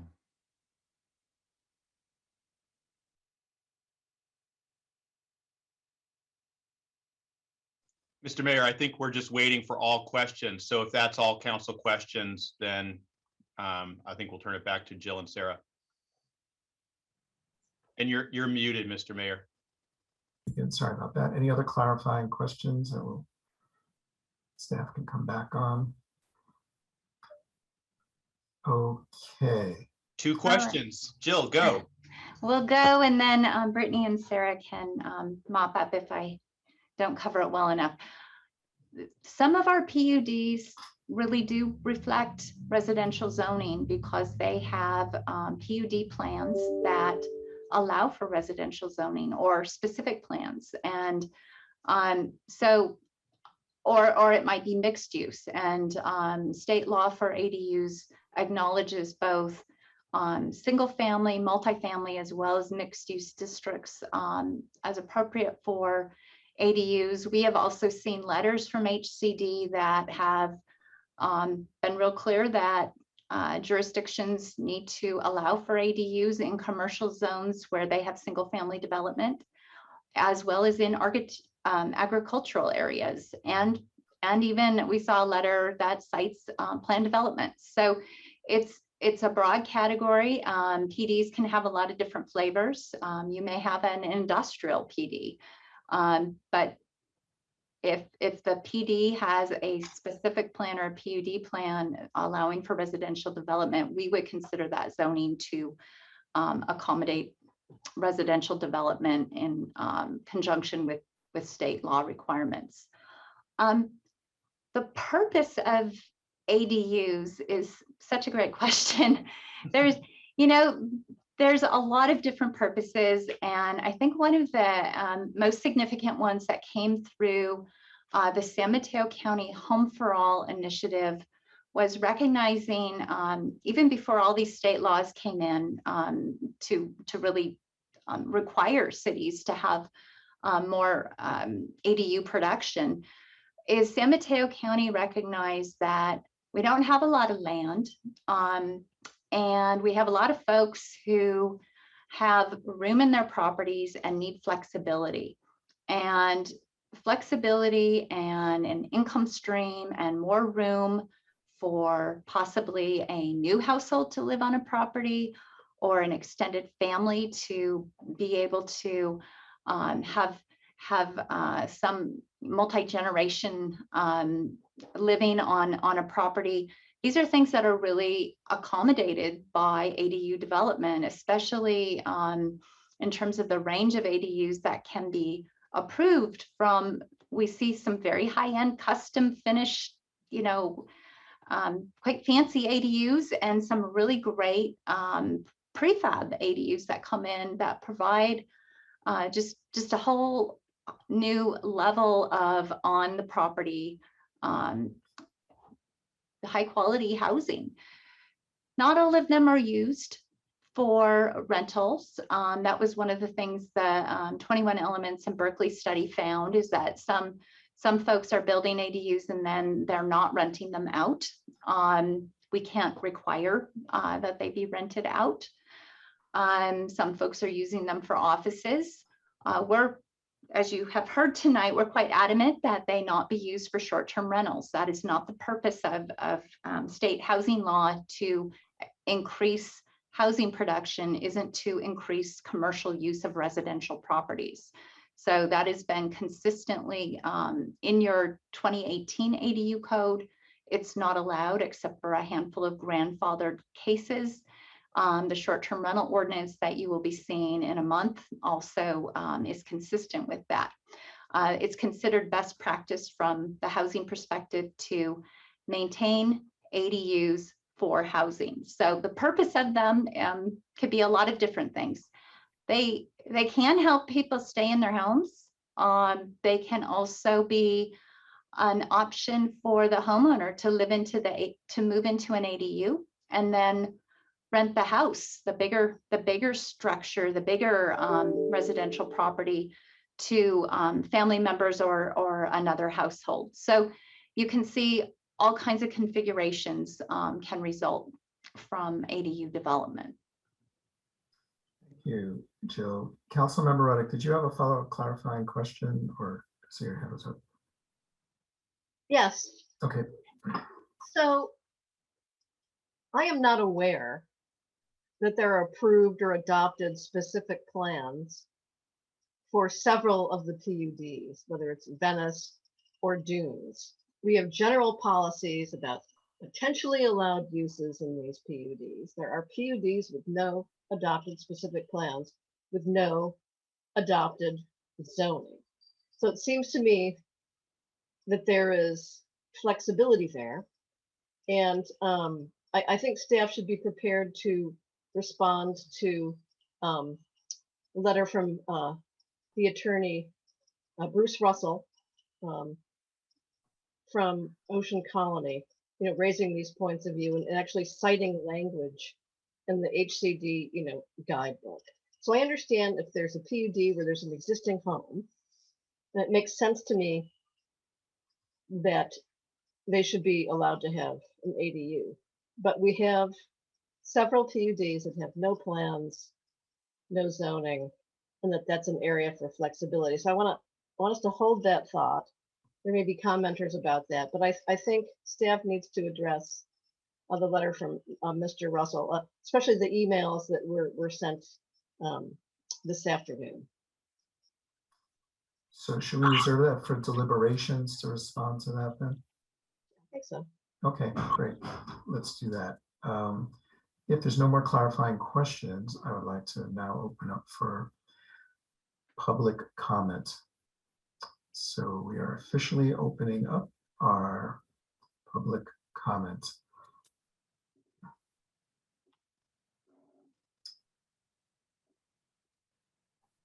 Any public comments? Any hands up for public comments? So Yes. I see First public we hands have up. Great. Crystalline. Hello, thank you, wonderful council. I just wanted to share my appreciation for this ordinance as someone who lives in an ADU and wouldn't be able to have my job or have moved here without an ADU. I have a fondness for them, and I know that Jill and her team have worked really, really hard on making this ordinance comply with all of the rules while still maintaining what we love about the coast side. But again, I just want to say super, super thank you, because without an ADU, I would not be here. Thank you, Priscilla. And next we have Mike Ferrara.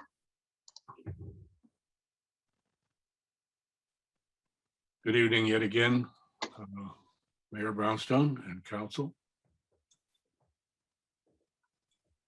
Let me just give a bit of history here regarding Pacific Ridge, which is that in the late 90s, the Planning Commission rejected the application of 216 units because none of the roadways that were supposed to access the PUD were environmentally possible. We used to call it a potato putting out shoots looking for dirt. It had no roadway connection under the LCP. During some later negotiation with city staff, an adjacency rule was cited to access 197 houses onto Terrace Avenue with a temporarily, until another access could be found, with a temporary stoplight. And that was what was appealed to the Coastal Commission.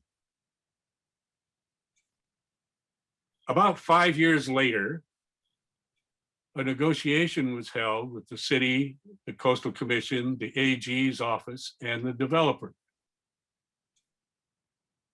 We worked out things like lot retirement. We worked out a large area that needed to be kept inviolate because it was environmentally sensitive. And we were somewhat stuck with the Terrace Avenue thing. And so our goal completely was for the people that lived on Terrace, the people that were very upset. Good grief. Oh, okay. 1 minute. And we really worked as a matter of conscience to get the number of units down. And we managed to crank it down to 63. And when that number actually got to the people on Terrace, they were enraged. And they fought the stoplight for years, thinking that would stop the development. They felt they had been double-crossed. I called some people on Terrace tonight, and they're unaware of this. There's been no outreach to Terrace. And really, as a city council of a small town, that should happen. It just doesn't seem right that we would take something this consequential and simply run it through regular process. Thank you. Thank you, Mike. Are there any other hands up for public comment? There are no other public speakers. Thank you. Public comment is now closed.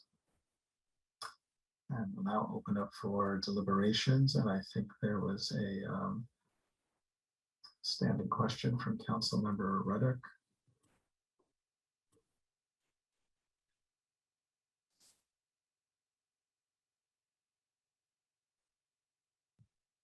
To the mayor, were we circling back to the question about the substantially undeveloped PDs? Because we're prepared to respond on that. Yeah, So yeah, that description is correct, and we certainly reviewed the email that came in. That said, the thinking on that didn't include a few other things, some of which is what we believe to be the correct and understanding of the HCD guidance for how to implement this, but also more importantly, really for the very local take on this is the certified land use plan and policy for substantially undeveloped PDs. And Brittany, I think you've got that policy. Are you able to show that on the screen? Yeah. Okay. One of the things that was important to do in the land use plan update was to provide a little bit more flexibility for the PUDs in advance of master planning, in particular to support uses that the city would really want to have to continue, for example, habitat restoration or extension of the coastal trail, hazard mitigation, other kinds of things like that, as well as some uses that may support and be ancillary to existing development in these substantially undeveloped PUDs. There are PUDs, for example, that have equestrian uses, and those operators have had a hard time with our PUD code even getting a barn expansion allowed because the PUD zoning code is so restrictive. And so we were really trying to acknowledge those Coastal Act priority uses, as well as the fact that we do have a handful of single family homes located in some of the substantially undeveloped PUDs. This ordinance does not propose to allow ADUs in substantially undeveloped PUDs without approved development. And so it would only be for an existing single family home that was already legally permitted, and there aren't very many of those, or it would be through a master planning process wherein ADUs and all the units that might be proposed, if it was a residential PUD, would be considered in the build out analysis for that PUD. These are really thoughtful policies that went through quite a bit of review with the Planning Commission, as well as with council and Coastal Commission staff. So we're looking at policy 251 part H to provide guidance for this as being consistent with the draft ordinance that we brought to you. And of course, your deliberation, we're interested in it, but we wanted to explain to you why you're seeing what you're seeing and why we think it's consistent.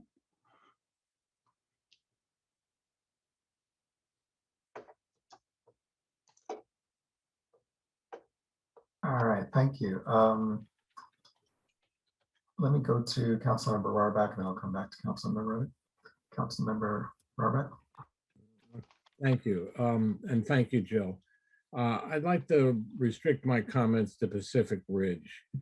I'm not a lawyer, but I was persuaded by Bruce Russell's comments that existing state law, even with the latest changes, does not require us to allow automatically by right ADUs in substantially developed PUDs, in particular Pacific Ridge.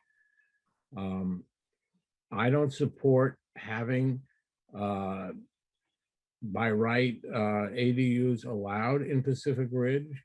I would make the exception that if the ADUs were deed restricted to extremely low income renters, then that would be okay with me. But in addition, what Mike Ferrara said, I believe is relevant, that the homeowners on Terrace were never expecting the kind of traffic that they've already had, and it will certainly increase dramatically. It could double, one could imagine, if ADUs were allowed in Pacific Ridge. So that's my one comment about this proposed ordinance. I do not support by right ADUs in Pacific Ridge. Thanks. Thank you, Councilmember Rohraback. Councilmember Reddick. Yes, I certainly support, internal ADUs and the way staff wrote it up for Ocean Colony. And I'm a little bit different on Pacific Ridge from Councilmember Rohraback.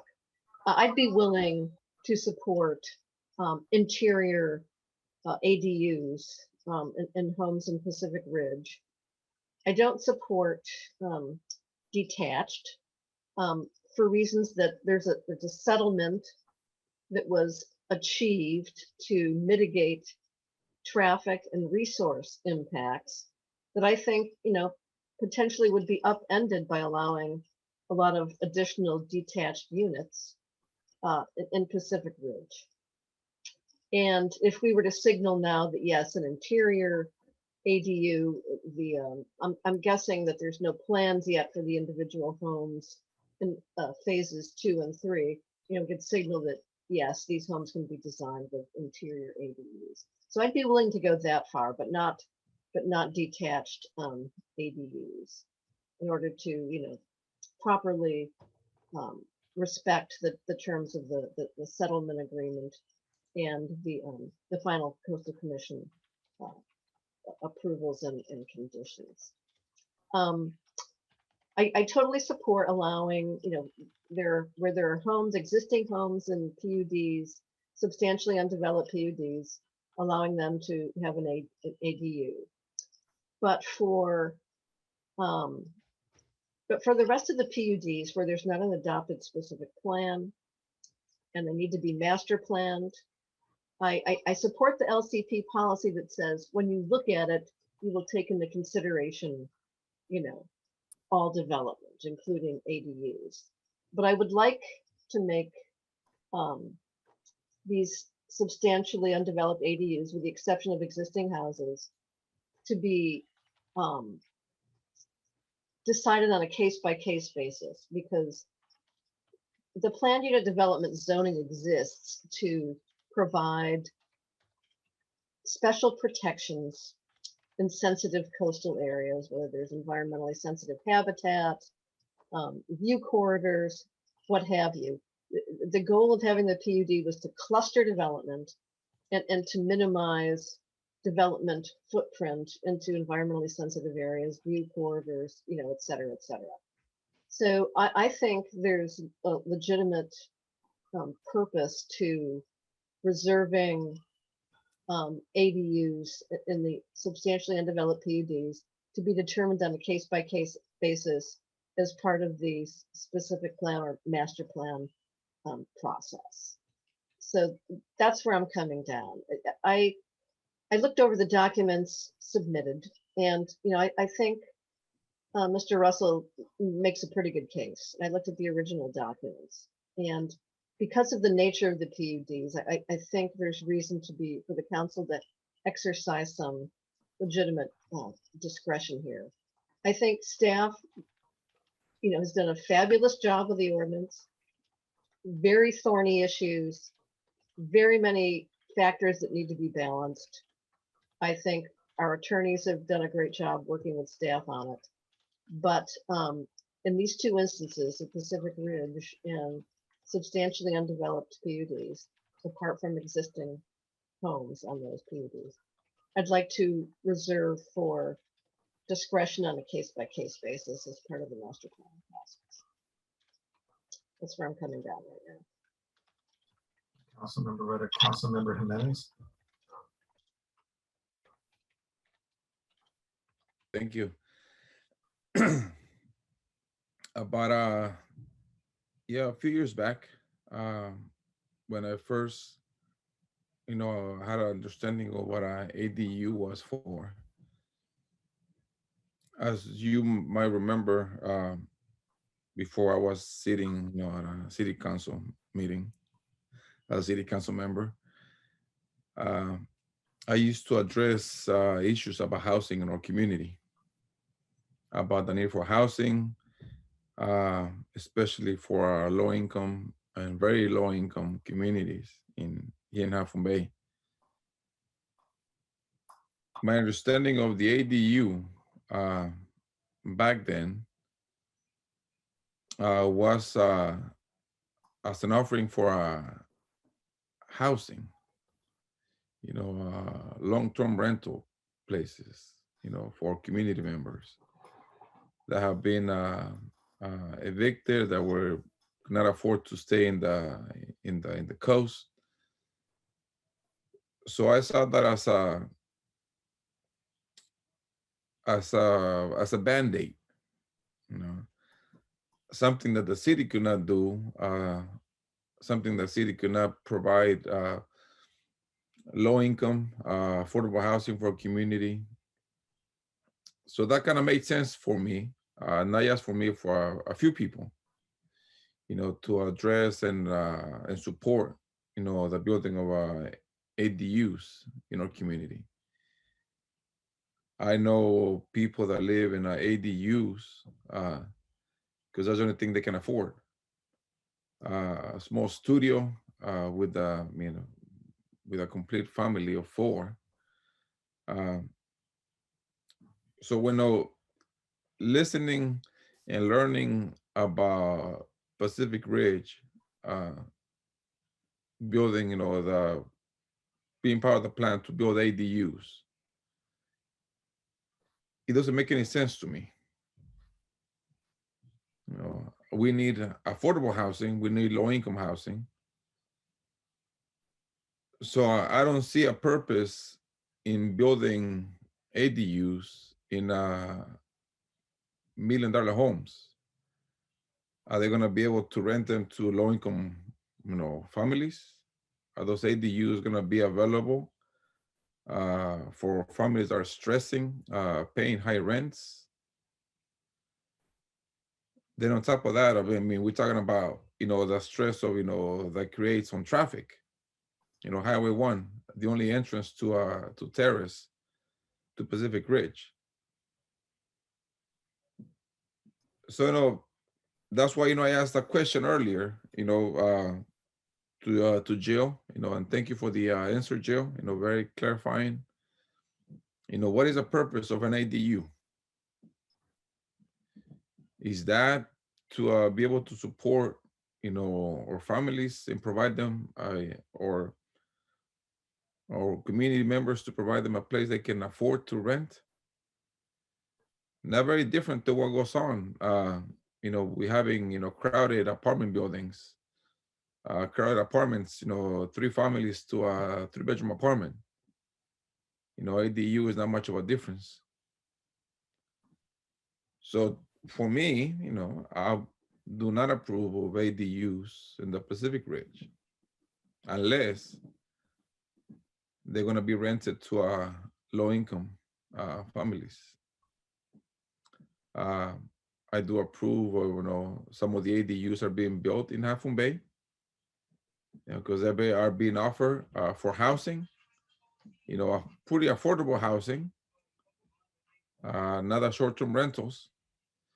And I would, you know, agree with Councilmember, you know, Reddick, you know, to be take everything in an individual basis. You know, I reserve, you know, to talk about individual ADUs, you know, applications. And my interest is to be able to provide, you know, housing for our community. You know, that is my interest. It's been my interest from day one. I've been addressing this since before I was in the council.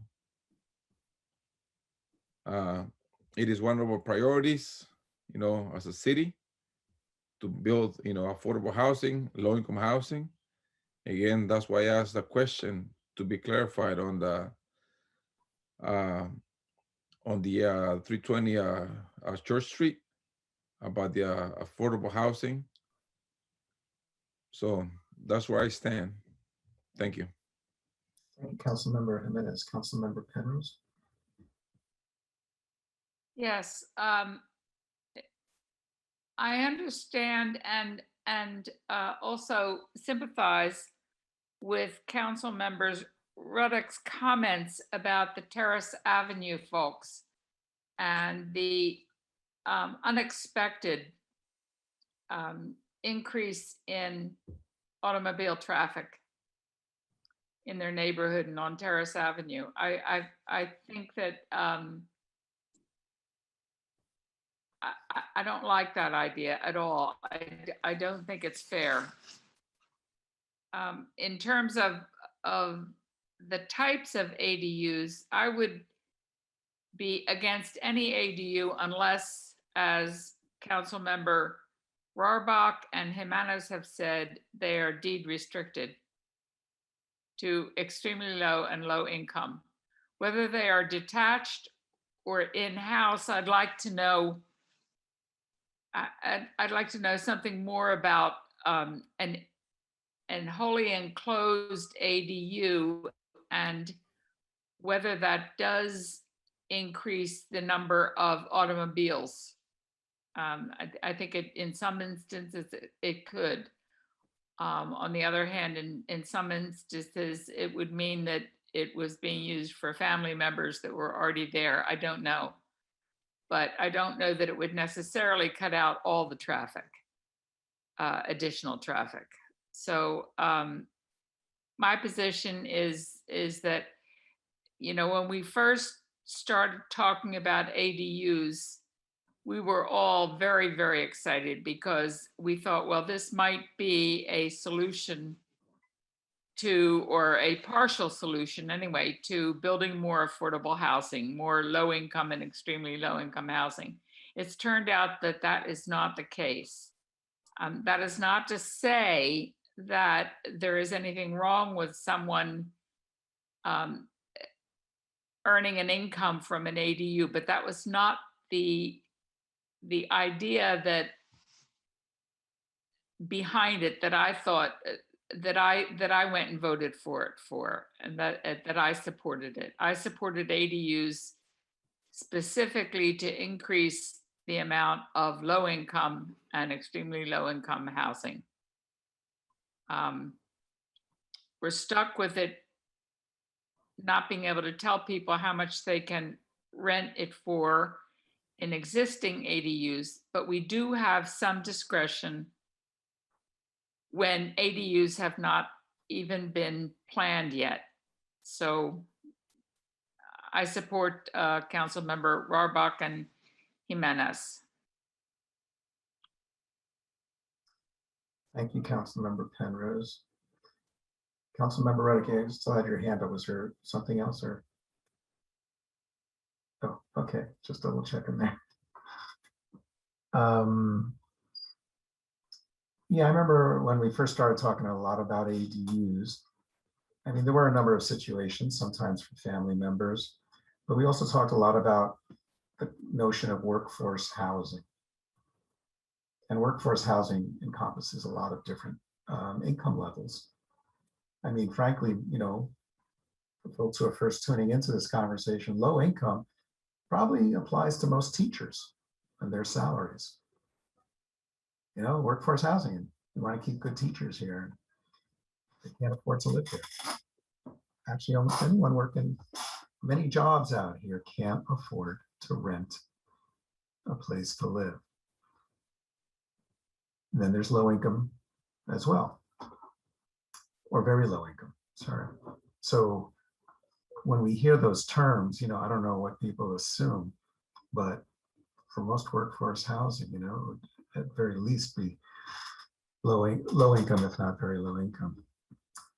And I like the case-by-case proposal that Councilmember Ruddick is suggesting, because to me that sounds, it conforms with the notion of managed growth, which I think in Half Moon Bay, most people support that idea of managed growth because it aligns with our values and it incentivizes managed growth when we start looking at case by case versus the opposite, which is speculative growth. And that's something that I don't think we want to either inadvertently back into or with intent. At least that's my gauge of what most of the community in the 12 years I've been out here. So, and it sounds like there's a fair amount of agreement on what we want to move towards and move away from, especially in Pacific Ridge and substantially undeveloped PUDs, except for the exception of those existing homes. So with that said, Councilmember Ruddick, would you like to?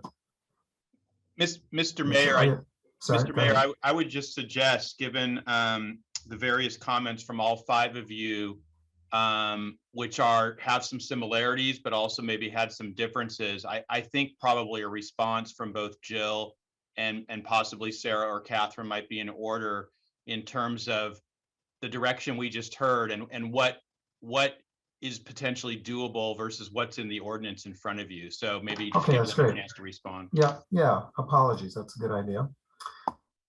If we can get a response from staff as in terms of what you're hearing, what you think is a good way of moving forward in terms of what the existing ordinance looks like or what it could look be. Sure. So we do want to put a little more grist in your mill, and I'm sorry to do that, but some things have been discussed that are possible and other things have been discussed that are not, and we think you need to know what can be done and not be done and have a little more context on a couple of these items.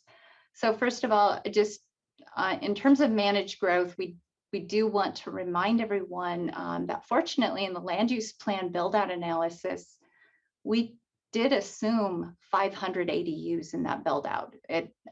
So there was capacity relative to water and sewer. And so we just want to reassure you that this isn't a surprise that ADUs are coming online and there's more and more of them year by year, that we anticipated that and made sure that that plan had assessed that impact. There was a discussion about a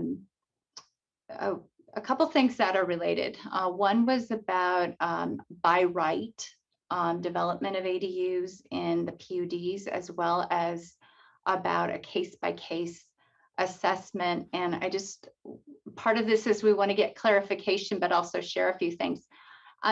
These ADUs, unless they're wholly within and meet that streamline criteria and don't need a administrative coastal development permit, they're actually not by right. They are subject to discretionary review, and it's quite prescriptive because of the way state law is written. But the ADU ordinance now, the one that council adopted in 2018, as well as the one that's proposed to you, would maintain the requirement for a coastal development permit through this administrative process, which was found to be acceptable by both the Coastal Commission and HCD.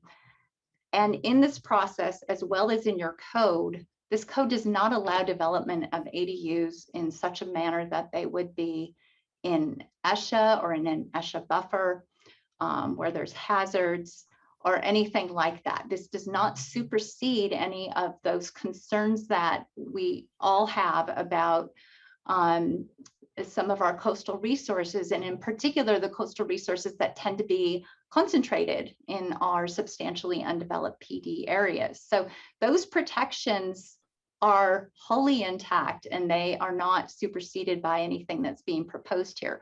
We understand that you're still interested in possibly looking at this differently, but we do think it's important to put that in the record, because we would never bring you an ordinance that was going to allow development in an ESHA. And I just don't want to leave that impression if anybody had it. And I'm sure council didn't, but our public is here too. So we want to be clear about that.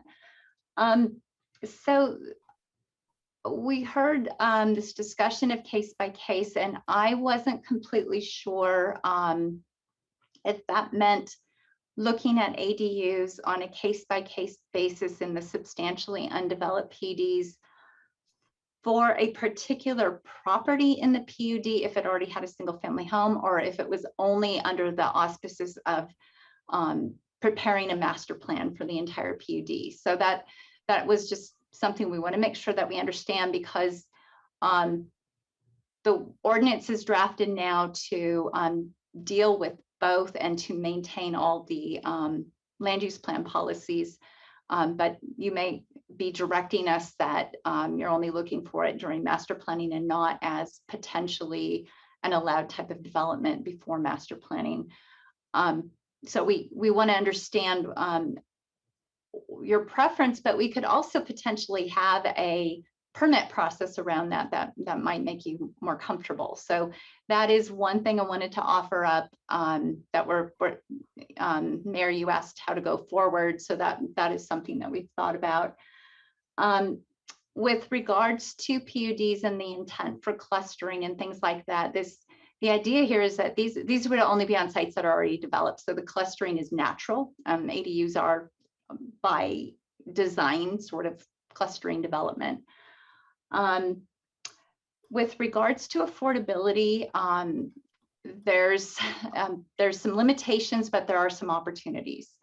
My understanding from our city attorney is that we cannot require affordability just straight out for ADUs that would come with individual properties.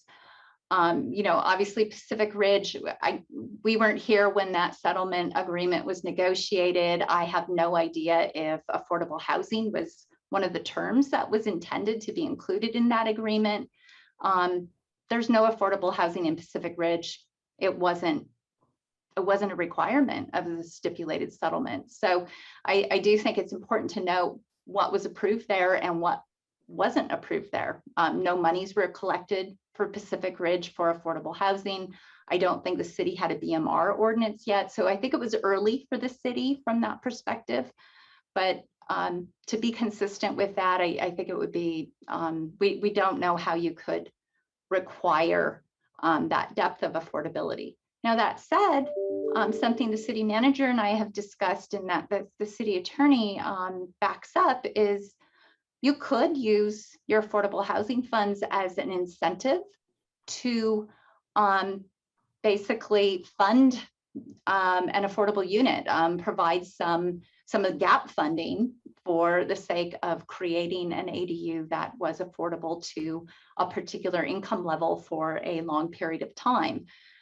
We don't have that in place yet. This ordinance would not be in conflict with doing such a thing in the future, but we don't have that prepared for you yet. That's something that we could imagine. Well, I think we've actually talked about it with you in the past. I think, and then Brittany, I think has a slide. I know you were, along with that workforce housing thought in terms of who can afford to live in the ADUs, we do think it's important just to, looking at this rent study, acknowledging it's early, but there was a pretty good cross-section of what they found for the small sample size that we're hoping they're going to really ramp up the sample. I know we have all heard about some ADUs that are really, really expensive, but there are others out there that are renting to lower income households in these categories that we're really hoping to provide housing for some of our households in need of housing. So just want to give you a little more information because you've talked about so many things, and we hope this is helpful. Sarah will clarify anything if I didn't say some of these things quite precisely enough, but I hope that's of use. The only thing that I would add, Jill, is that with the CDP requirements, it's part of the existing ordinance. It's been in there for some time that ADUs must comply with existing CDPs on site. That could include the Pacific Ridge CDP. The way the settlement agreement worked was it directed the city to support a CDP that was then ultimately approved by the Coastal Commission. So the implementation of the settlement agreement is really through that CDP. Anyone proposing an ADU, regardless of what we say in the text of the ordinance for Pacific Ridge, would still need to comply with that CDP or seek an amendment to that CDP. So I just wanted to make that clarification as well.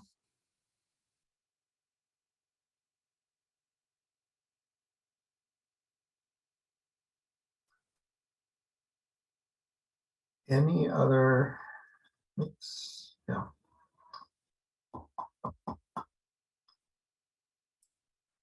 I'm a little bit, I think there's also a distinguishing between how we use ADUs versus, when we want to invest in a low-income housing project with an outside agency. I know we've been working on that for a while. And we have some terrific low-income housing here on the coast that's been built with the help of outside agencies. So it's just a question in my head, like what's most appropriate for building low-income housing or very low-income housing? Is it bringing in a developer like Mid-Penn and other development groups to provide high-quality low-income housing versus ADUs? So just something to think about where we're mixing objectives and whether necessarily fits an ADU model. I'm hearing the idea of a permitting process is interesting. I think it depends on what kind of preferences we build into that permitting process. Is it a weighted process? Will we give more preference for certain kind of ADUs versus others? So we probably want to see more detail on that. But I'd like to hear from others, what do they feel would work to move this forward and giving enough direction to staff to move this forward.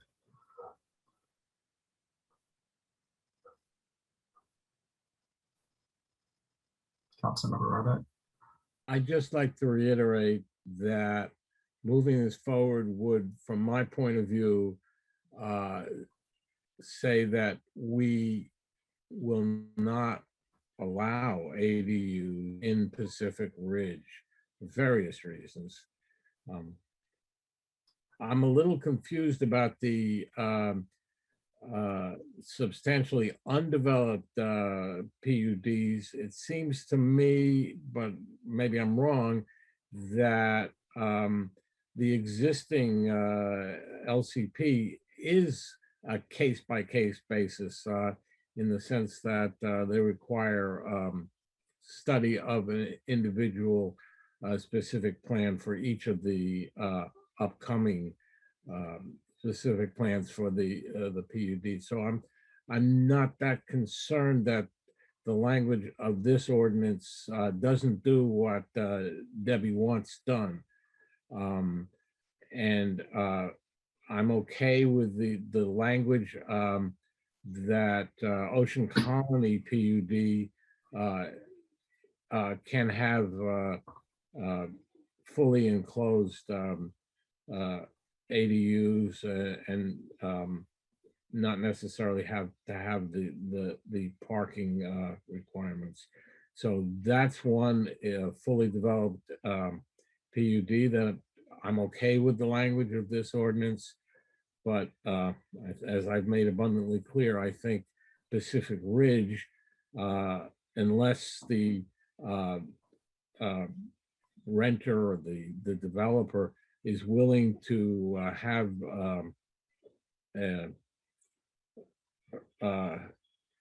deed restricted ADU, I would not support any effort to have ADUs allowed in that PUD. So just reiterating what I said before. And based on the history we heard about Pacific Ridge, if Pacific Ridge came before us today, for example, I can't imagine that we would have approved any project which didn't also provide a percentage of affordable housing. But all that happened before them. So, I mean, that's the so I think that supports the reality that you're talking about, that it wouldn't have happened. And we also allowed for a lot of in lieu payments to the city instead of building affordable housing. It's something else that we agreed on not to do anymore. We would tell people to build housing, don't give us money, build the housing. So, we're in a different environment than from when Pacific Ridge was, whatever that agreement was that was finally reached. So regarding the undeveloped PUDs, in terms of what Councilmember Rohrbach's talking about, it sounds like he feels comfortable that we already do have a careful review and permitting process, thereby avoiding the unbridled speculation that I believe Councilmember, Ruddick and I would be concerned about, that exists already in this ordinance. So, okay. So again, to move forward, we will need some sort of, I'd be very interested in some sort of motion, perhaps differentiating between Pacific Ridge and Ocean Colony, and then what we're thinking about for the other undeveloped PUDs. Councilmember Ruddick? Yeah, so I'm willing to let go on my original thinking on the PUDs. I think you, Mr. Mayor, made an important point about the permitting process and, the idea of prioritizing and waiting. And we are going to be looking at the Measure D allocation process. So we could probably tighten things up there as well and manage where we grow, where we have density and all that sort of thing. So I'm willing to let go there. I totally understand the point about having low and very low income ADUs in Pacific Ridge as something that you would accept. But I still think that's still more growth than the settlement agreement and the Coastal Commission envisioned as part of the permitting process. Whereas I think allowing interior ADUs takes the heat off from a little bit of a legal standpoint, gives people something, mother-in-law, nanny. But I think the point about allowing detached throughout, if they're affordable, I think that defeats the purpose of the settlement agreement. That's still going to be more cars and more density and a bigger footprint, developed footprint. So I would rather either allow interior ADUs only at Pacific Ridge or none, as opposed to allowing more units. Thank you, Councilmember Ruddick. Councilmember Rohrbach? The as yet to be built lots in Pacific Ridge would allow up to 5,000 square feet houses.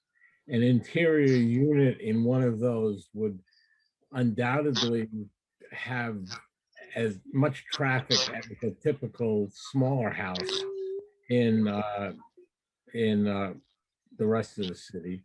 I don't see a real differentiation between a detached or a fully enclosed ADU. I don't think either one is good, and I wouldn't distinguish one from the other. And I think we owe it to the settlement agreement, and we owe it to the people living on Terrace Avenue to not allow ADUs unless they're deed restricted. And my guess is that's not going to happen, that no renter would be willing to do that. But if we could do that in the name of affordable housing, I would be okay with that. But I don't distinguish between fully enclosed and detached ADUs. I think they're just, each one has the same negative contribution to the environment. Thank you. So is the restriction more concern about how many car parking spaces any ADU could have? I'm just curious, regardless of the size, in terms, if you just said just one or two parking spaces, period. Because people are going to have cars, right, who are living in any kind of ADU, regardless of their income level, right? So I think it's a matter of degree. I think if you have a separate unit, it's almost like a separate small house.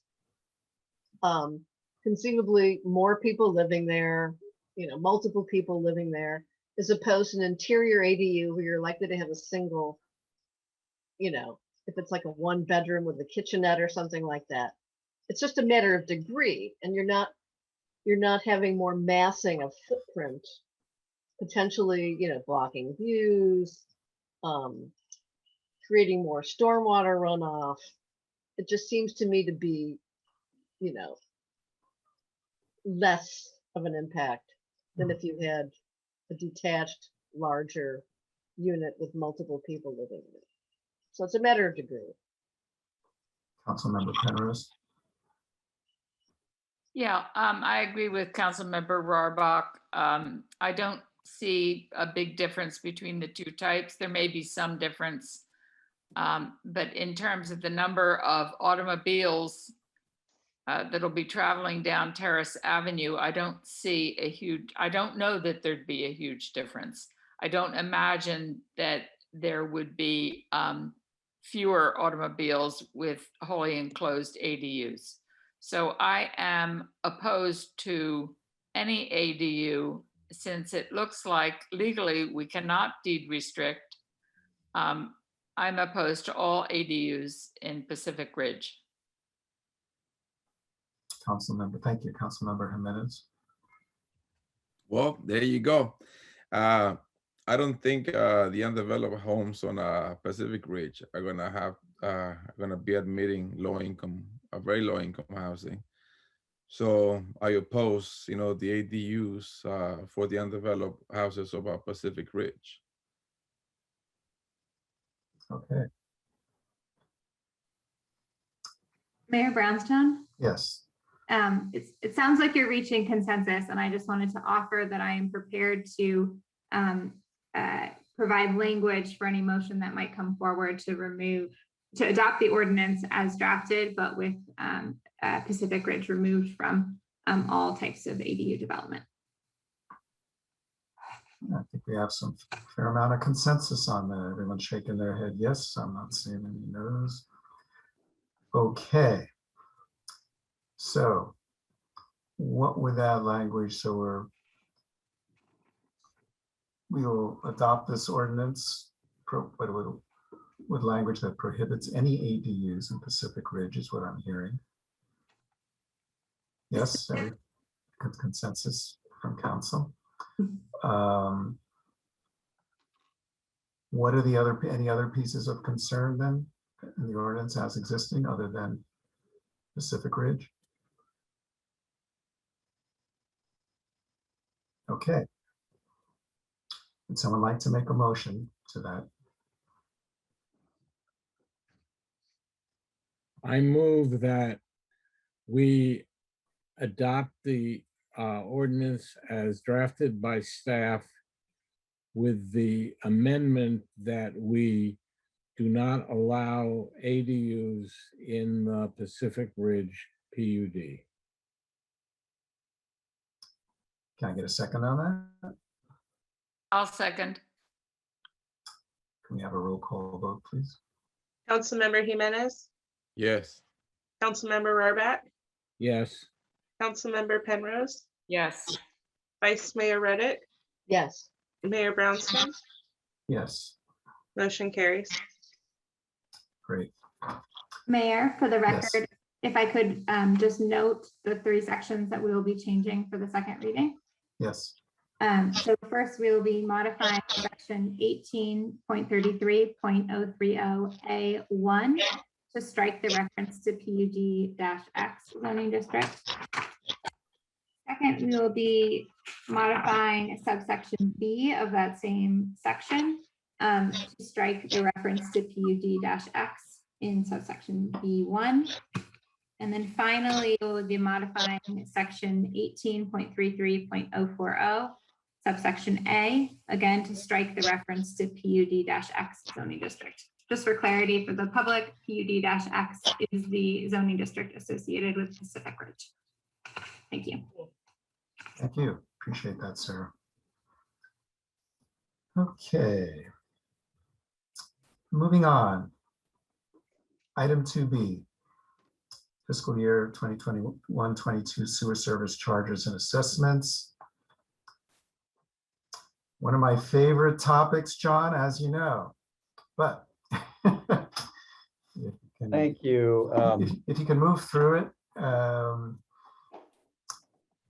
would be great. Warp speed, warp speed, I promise you. Thank you, Mayor, council members. Tonight is one of those pretty perfunctory duties, but we are required by law to conduct a public hearing, and that's why we are here. Tonight is to set and establish and also authorize the city to assess or ask the county to assess the sewer fees for the coming fiscal year or the current fiscal year 21-22. There is a time critical nature to this as there is a deadline with the county for submitting, and so that is important for tonight's meeting as well. As you recall, on June 2nd, 2020, the council, following an extensive process and community outreach process, and following the appropriate Proposition 218 process for review of rates, adopted a 5-year rate program for the city of Half Moon Bay sewer collection and system. That process ultimately culminated in the 2020 sewer service charges study, which again includes 5 years worth of rate adjustments. As was indicated at that time, the city was in a situation in which it was going to run out of funding from even its capital reserve fund to continue to move forward with this, and these rate adjustments were made. You want to, Lisa, you want to pop up the slide?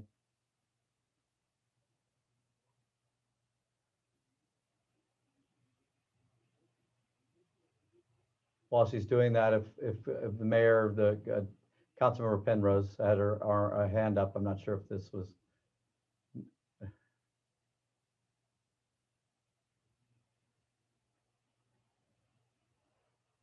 So just as you recall, in part of the 2021, there was a significant adjustment to the rate structure, basically going to a flat rate structure for single family.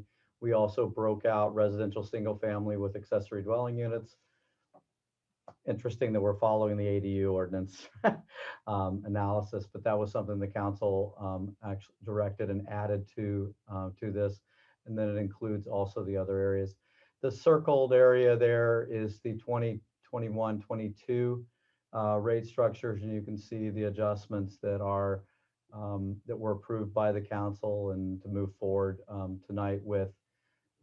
As indicated at that time and indicated throughout the process, there was going to be a need for rate increases and adjustments to cover cost and increasing cost and our increasing percentage of cost with the sewer authority mid-coast side, also to cover our actual cost of operating our collection system. And as you recall, there had been no adjustments to the sewer rates in almost approximately 10 years at this point. So this was a 10-year time in which there were no adjustments. And so this was, I would say, long overdue to some extent to adjust to the changing conditions.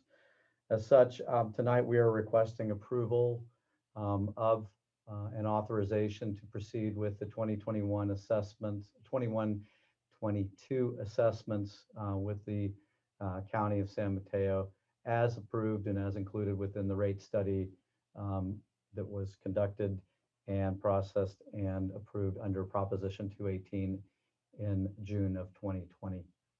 Thank you, and that concludes my presentation.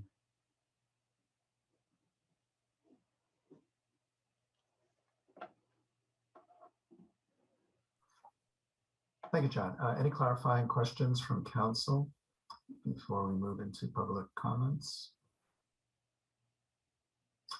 No clarifying questions. I'll now open up for public comments.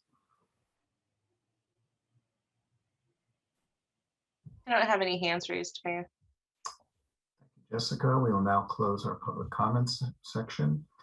Do we need to put the resolution up on the board for someone to make the resolution, or is anyone ready to make a motion? Sorry.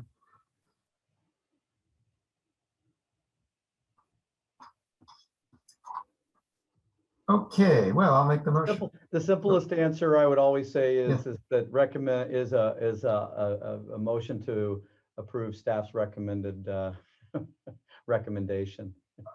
But Yeah, I'll make a motion to that's the approve easy way to staff's, do it. yes, I'll make a motion to approve staff's recommendation regarding our sewer service charges and assessments. I'm sorry, did I hear a second? Second. Thank you. Roll call, please. Councilmember Jimenez, Yes. Councilmember Rohrbach, Yes. Councilmember Penrose, You're muted. Yes. Vice Mayor Redditt, Yes. Mayor Brownstone, Yes, motion carries. thank you, everybody. Thank you. Okay, moving on to resolutions and staff reports. Item 3A, we will get an update on the Coastside Recovery Initiative, please. Great, thank you, Mr. Mayor. Good evening, Mayor and Council and community. I'm Karen Decker, and I am the project manager for the Coastside Recovery Initiative. I am also joined by our consultant and my co-presenter, Erica Wood, and we are pleased to provide an update on the Coastside Recovery Initiative, which is a partnership between the city, the Half Moon Bay Coastside Chamber of Commerce, and San Mateo County. If I could just get a thumbs up that the slides are advancing. Great, thank you. So your council identified economic development as a top priority, which in discussion with partners and stakeholders resulted in the launch of the Coastside Recovery Initiative. So there are two specific goals associated with the initiative. The first one is specific to the virus and calls us to address the immediate needs of local businesses and the Coastside community to effectively recover from economic impacts of COVID-19. Secondly, we urgently need to think about refashioning our economy and society in the long term. So how can we pivot accordingly no matter what comes our way and be able to not only survive, but thrive? In tracking accomplishments this far, it was important to contrast how we were doing against our guiding principles. So the first one being a principle around inclusion, which has a few different layers to it. So you've heard me talk about the geographic scope of this project, which spans from Devil's Slide, south to the county line, and east to Skyline Boulevard. So you will see perspectives and data and recommendations that take this into account. We know the impacts of the pandemic have disproportionately affected low-income residents and communities of color and women.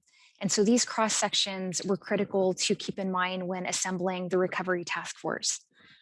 Also along that vein of groups affected by the pandemic, we know that the tourism and hospitality industry, that restaurants and small businesses have all been hit particularly hard by this pandemic. So these sectors were critical to engage. Another guiding principle was around engaging new perspectives. So you may recall in February, we held an open house, which had over 160 attendees. And that was an incredible opportunity to hear from a wide variety of voices and perspectives, some of which ended up becoming members of the Recovery Task Force. In terms of learning tours or walking tours, as we sometimes refer to them, this idea stemmed from one of our working groups, Team Vibrant, who wanted to learn more about different business district areas, including Pillar Point Harbor, downtown Half Moon Bay, and Pescadero at the intersection of Stage Road and Pescadero Creek Road, as well as a tour of the Mushroom Farm, which was a site that is exploring regenerative agriculture and renewable energy. All of these excursions have resulted in gathering new perspectives and relationship building. Innovation is another guiding principle. The Our Voice pilot was an opportunity to use an evidence-based engagement platform that was developed by Stanford Prevention Research Center, originally piloted in another part of the city in Public Works. And that was a success, and the Coastside Recovery Initiative had the potential to be a great fit as well. So task force members partnered with age-friendly initiative advocates and walked any neighborhood or area of their choosing along the coastside using an app on their phone.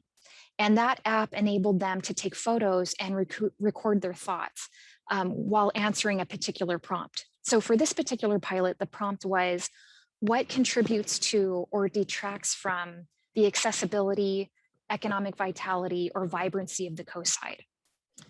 Afterwards, reports are generated using GIS points, and Erica will be sharing a few of these data points later in the presentation. But in total, our group went on 25 data collection walks and took over 200 photos and received input from coastside families taking action, thanks to one of our task force members, Aisha Barrow. And staff will provide a separate update to council with more detail on our voice at an upcoming council meeting. But needless to say, when this opportunity presented itself, it really resonated with our value around innovation, and it was just too good to pass up. So this was an additive data set that we weren't initially counting on, but it was a great opportunity. There's another app called the Kalu app, and this one came to our attention through the San Mateo County Economic Development Association, the county, and our local chamber. So this is an app that creates a local currency system that enables app users to shop at local businesses to earn points, and then redeem those points at local businesses, or they have the option to donate that proceed to a local nonprofit. So the points have a monetary value, and the county covers the cost of that reimbursement. The chamber is very involved and working closely with the county and the city to roll this out. Short-term wins. So funding is in regards to the restaurant, brewery, and winery relief program. This resulted in the county allocating relief funds to 3 Half Moon Bay businesses. Council, out of acknowledgement for what small businesses are dealing with, had the foresight to expand that funding by adding $70,000. So a total of 10 Half Moon Bay businesses are receiving that financial support. Make It Main Street was an event that Matthew described earlier. It's a highly collaborative event series aimed at bringing locals downtown to enjoy community connection, and hopefully will result in revenue for downtown businesses. Regulatory changes refers to our community development department, which has created a simplified over-the-counter permit system to allow for outdoor dining and retail. And they're currently developing transitional and long-term permitting programs for these uses as we recover from the pandemic. This is a content-heavy slide, so thank you for hanging in there with me. Let's move on to process. The Recovery Task Force, it's not a rubber stamp group that approves or disapproves economic recovery ideas. The team leans into the work, they do research, they have robust discussions, they share resources and articles amongst themselves, and they're committed to this process, resulting in something useful and something tangible for the community. We also said the joy would be in the journey. And when I was talking about the walking tours earlier, those are examples of some of the meaningful engagement that's taking place. So for instance, following the tour of the Harbor Board of Commissioners invited us to present on the Coastside Recovery Initiative, which we did. The walking tour of Pescadero was hosted by a task force member and a member of the Pescadero Municipal Advisory Council, putting municipalities in contact with one another. The walking tour of downtown put task force members in conversation with the Half Moon Bay History Association, and so many other examples of relationships and opportunities that are stemming from those relationships. So all of this is taking us up to this exciting phase of recommendations that are focused on local needs and solutions. This is the composition of your 17-member recovery task force. So they represent diverse industries and sectors, as well as different coastal regions. They have identified areas of focus, they've examined problem statements, they've identified challenges and threats, and they've made initial recommendations. They give their time, they give their ideas, and they are unified in their commitment to the coastside as it is now, but also what it can be. And I would be remiss if I did not acknowledge that they are a force, and this work would not be moving forward without them. The task force is comprised of 4 working groups doing a deep dive into specific focus areas. So starting with Team Innovate, this group is working towards diversifying the economy and sparking business innovation. Moving clockwise, we have Team Thrive, dedicated to supporting local businesses and nonprofits that are already in existence, so they can not only survive here on the coast, but thrive. Team Eco is looking at using our environmental assets to strengthen the economy. And as one of our working group members pointed out, you could flip that and say, how can we use the economy to help protect our environmental assets? And then finally, we have Team Vibrant, dedicated to creating vibrant commercial and community spaces. There's also an ancillary working group that's delving into digital infrastructure and making internet connectivity both accessible and reliable here on the coast. And this has a place within the Coastside Recovery Initiative, but it's also going to take public and private partnership beyond the bandwidth of this project.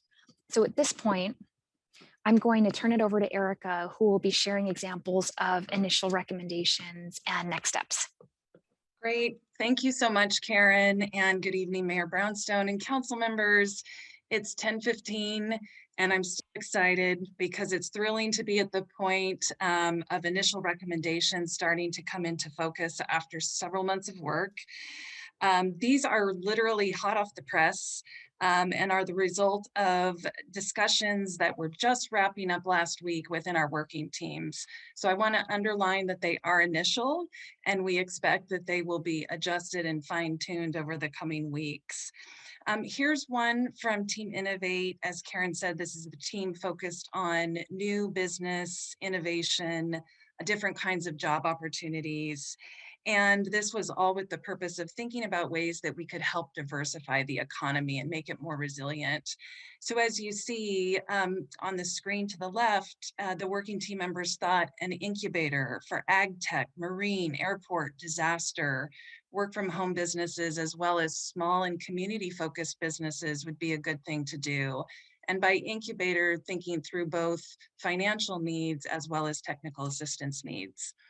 And then on the right-hand side is an example of one of the Our Voice photos. We have over 200 of those in our files, very exciting, which affirms the advantages that Half Moon Bay has. And you see the signage pointing toward the harbor and the airport. And how can we make use of these assets that we have and think about them in terms of new business? So we'll keep rolling. The next team is Team Vibrant. Karen, if you could move the slide. And this was the team that was really thinking about how do we ensure we have great commercial and community spaces. This team really honed in on several business districts, if you will, including downtown Half Moon Bay and Pescadero. And their recommendation was that we need a new community-based organization that can really take on the community planning, infrastructure, and economic development projects, such as sewer that John just talked about. And, you know, this is not to say there aren't great organizations like Puente and great committed individuals like those who serve on the Pescadero Municipal Advisory Council that have done good work, but they're not necessarily positioned to do this kind of economic development and infrastructure work. And the photo to the right from Our Voice tells us why this is so important. What you see is a small space in front of the post office if you've driven down Pescadero Road, and there are approximately 2 park benches, and the landscaping is tended to by volunteers. So we look forward to conversations with Supervisor Horsley and other county partners to see what might be possible on the South Coast area. And then we moved to Team Thrive. This group really focused on how do we ensure some of our local nonprofit safety net providers and small businesses can not only survive the challenges, but thrive, come out stronger on the other side. And one of the recommendations from this group is to look at different lending options, including debt financing, small loans, forgivable loans would be incredibly helpful. And the photo to the right from the Our Voice pilot shows us La Piazza. There's lots of empty space right now. And, you know, as I think about this, we wouldn't want a lack of financing options for our vital businesses to be a reason why they have to close their doors. vacate their spaces if we can help it. So the local financing options becomes important. And I will emphasize that as we think about small businesses, even before the pandemic, that were immigrant owned by people of color, people whose first language wasn't English, they had a hard time accessing traditional financing options through big banks. So this is an important one. The last team recommendation that we will preview for you this evening is from Team Eco. And this group really looked at how do we think about our natural assets and our environmental assets in ways that can help drive the economy, help the economy grow, and that can be a win-win combination. And you see that reflected in this recommendation here, which is to expand and strengthen collaboration, training, and equitable opportunities for all members of the farming community. And this includes different generations of farmers. It includes different cultures and farming styles. I like to think about this in terms of how do we help farm workers one day become farm owners and managers, and how do we equip them with the latest and greatest know-how in terms of sustainable practices. The photo on the right from Our Voice is one that I took on one of my walks of Bay City Flowers, which was of course the site where hundreds of low-income immigrant workers lost their jobs. What if the site could be reimagined? What if we could bring in some of the regenerative agricultural practices we learned about from our tour of the mushroom farm and help get people back to work and create local jobs? That could be a really great thing. So with recommendations, that brings us to this slide. We are in the month of July on step 8. We didn't show steps 1 through 5 because it would be too much, and Karen covered that in her remarks. I won't say much more here other than this is a visual that we used in all of our working team meetings to help people appreciate all that had been accomplished and help to keep them focused on what was ahead and rowing in the same direction. So where do we go next in terms of additional steps between here and the fall? We will pressure test and refine recommendations. We'll align them with additional data we're gathering through interviews, focus groups, stakeholder outreach, and we'll get them into their final form. We have a couple of special recovery task force meetings coming up. One is focused on learning more about financing and lending models. And then another with the help of Brittany and Jill on town center planning, land use planning, and more. So we're excited about those. And importantly, you know, Karen highlighted the amazing recovery task force member team that we've had working alongside us. They have expressed to us on numerous occasions they don't want the recommendations to sit on the shelf. So we want to think about how the recommendations will be implemented and what's the best structure to make that happen. And then finally, we will be delivering a report and presentation as part of our promised deliverables to you all, and we're on track for that to happen in September.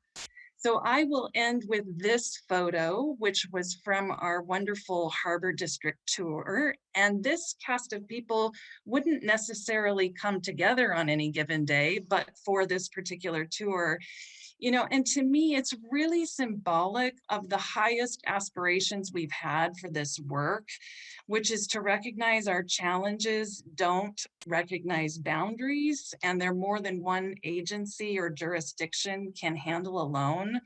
So we have this incredible opportunity to take this regional approach and drive an inclusive recovery toward a brighter future. It's been a great honor for me to work on this alongside Karen and Matthew and Bob with the council's support. Thank you all, and we're happy to answer any questions.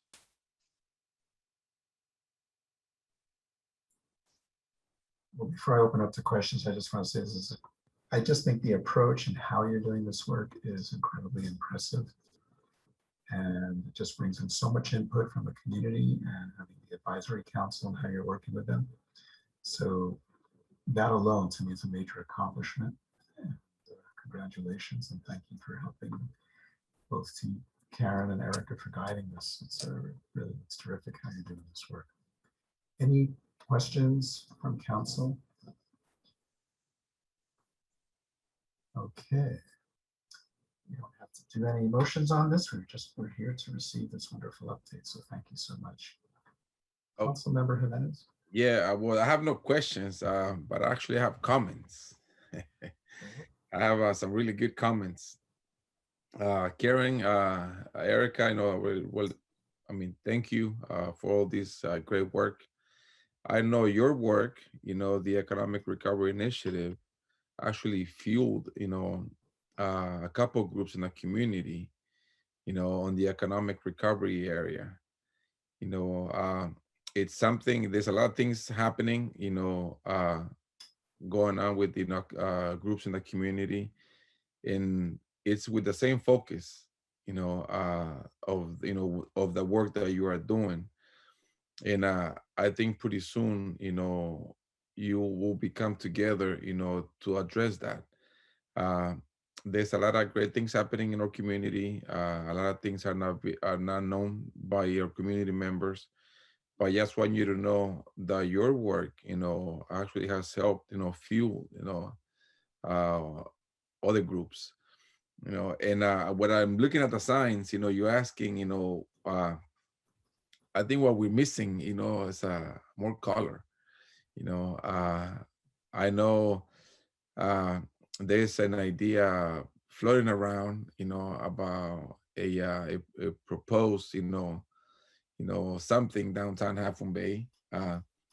Chrislyn already knows about it. A few other people know about it.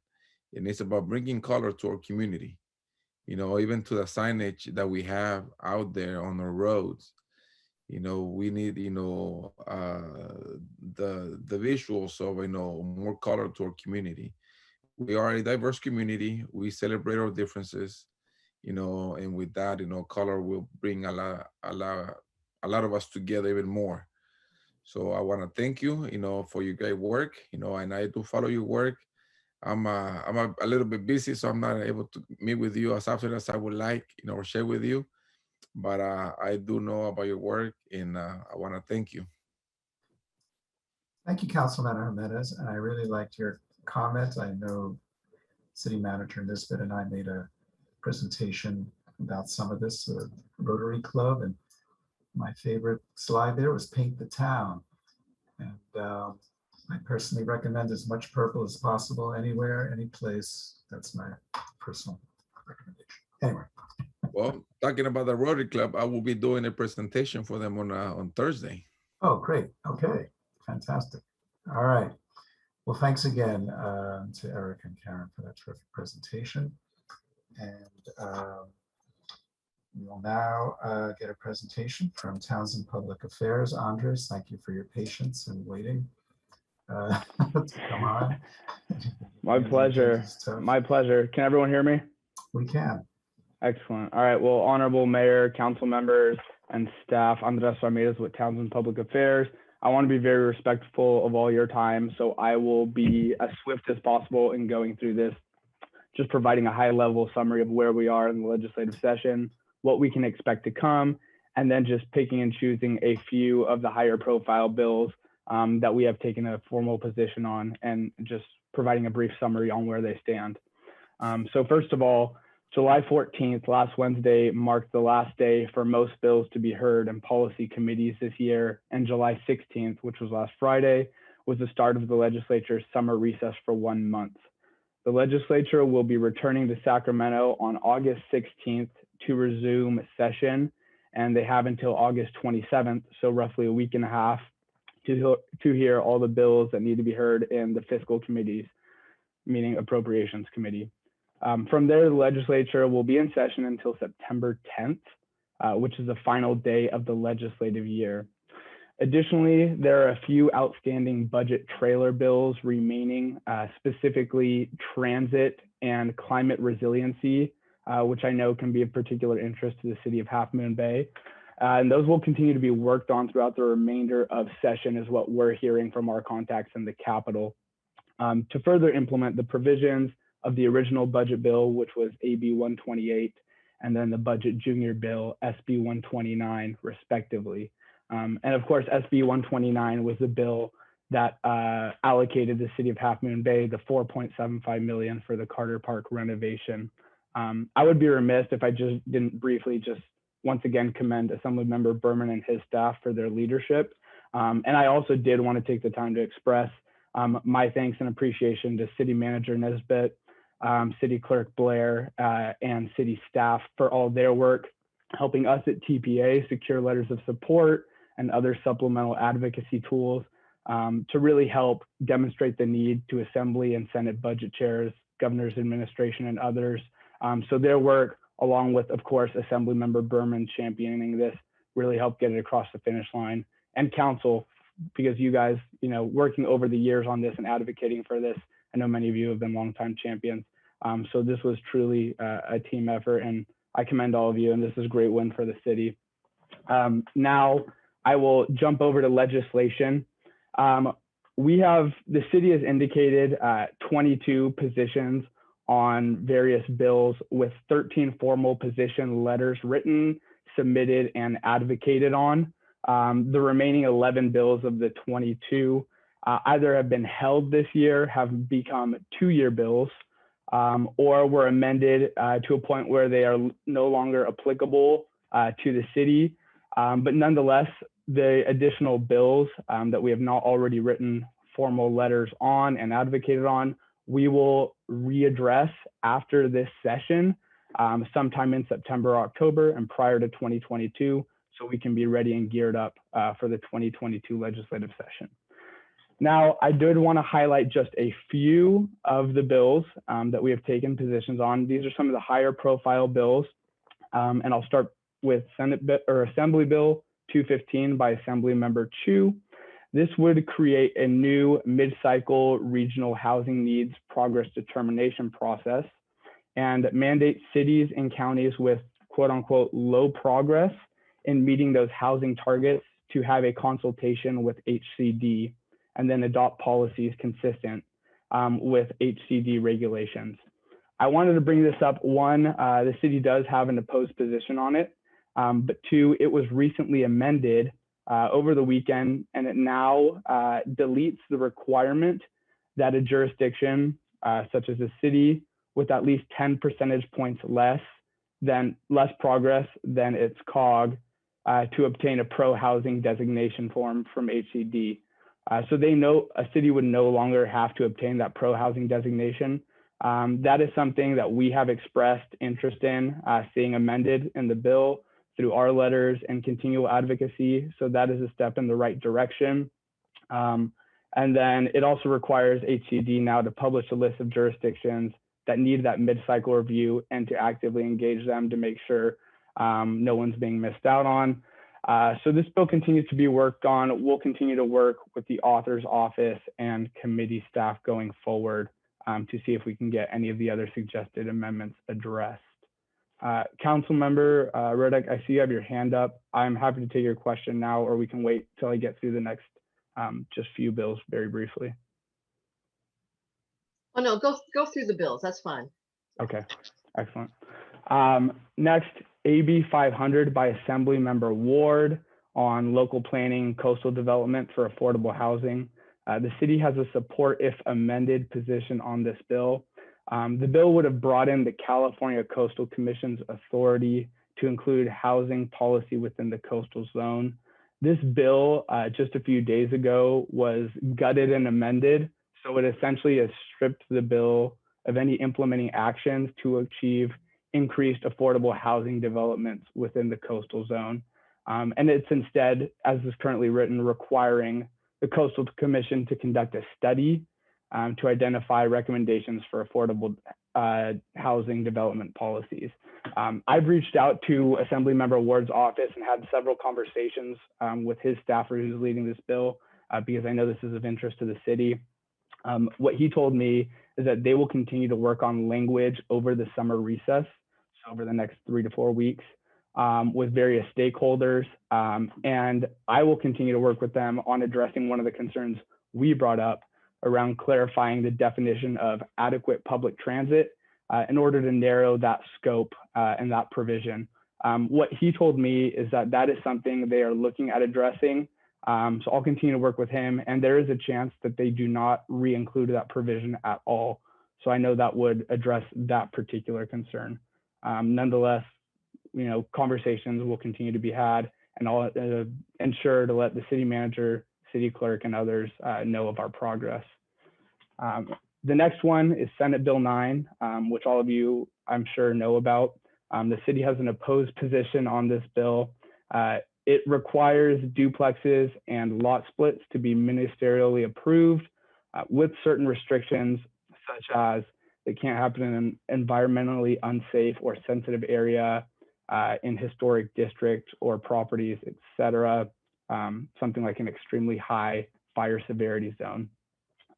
We've continued to work on this and push several amendments that city staff and council has identified.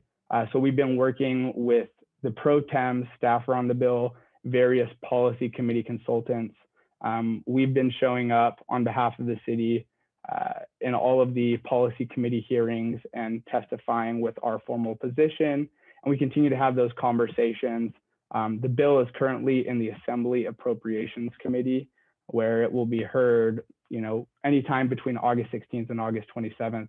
And after that, from, various discussions we've been having, we understand that it could be a contentious bill on the Assembly floor, as it was last session when it was Senate Bill 1120. The next one, and these are the last two, Senate Bill 10 by Senator Wiener. This is another one that the city has an opposed position on. This allows a local jurisdiction, such as the city council, to zone a parcel for up to 10 units of residential density if it is in a transit-rich or an urban infill site. It used to also include the provision of allowing it to be in a jobs-rich area, but they struck that provision. There was a lot of feedback from stakeholders that was unclear, unspecific, and quite honestly, just not a great provision. The author listened, scrapped that provision, and while the bill does provide complete local discretion on whether or not to approve, a zoning, upzoning ordinance, it does provide some concerns with constitutionality on overturning a voter-approved ordinance against zoning. So again, this is something the city has an opposed position on. It is on the Assembly floor, and we will continue to keep you updated, and we'll continue to advocate on behalf of the city. Lastly, Senate Bill 619 by Senator Laird on organic waste reduction regulations. The city has a support position on this bill, and it has been making its way through the process and is now in the Assembly Appropriations Committee. What this bill would do is prohibit Department of Resources and Recycling and Recovery, also known as CalRecycle, from imposing penalties against local jurisdictions that have not met their organic waste recycling requirements pursuant to Senate Bill 1383 from several years back by Senator Lada. And it would not allow those penalties to be imposed before January 1st, 2023, unless the jurisdiction or city did not make a reasonable effort to comply. So it's my understanding that as long as there is a good faith effort to do what a jurisdiction is mandated to do in the provisions of Senate Bill 1383, then CalRecycle will not be able to impose any penalties on the city for not having met those standards at this point. That concludes my high-level presentation of some of those more popular, high-profile bills. I'm happy to answer any questions on those or others. Thank you, Andres. Councilmember Reddick. Yes, thanks so much, Andres. You've done a great job all year in keeping us all informed. One area that I have found has been really difficult to track are the budget trailer bills. Mm-hmm. I mean, there are like 50 or 60 different ones, and some of them are gutted and amended and become other things, and some go on to be special budget trailer bills for specific subjects, and it's kind of like a shell game, for me. do you have an actual bill number for the climate resilience budget trailer? I've not been able to find one anyplace. So I do not currently have I'm sorry, are you guys getting feedback? Are you able to hear me? Yeah, that's good now. Okay, excellent. I've, in terms of the climate resiliency budget trailer bill, I am not aware of a bill number at this point in time because it is not in print yet. The same goes for the transit and transportation budget trailer bill.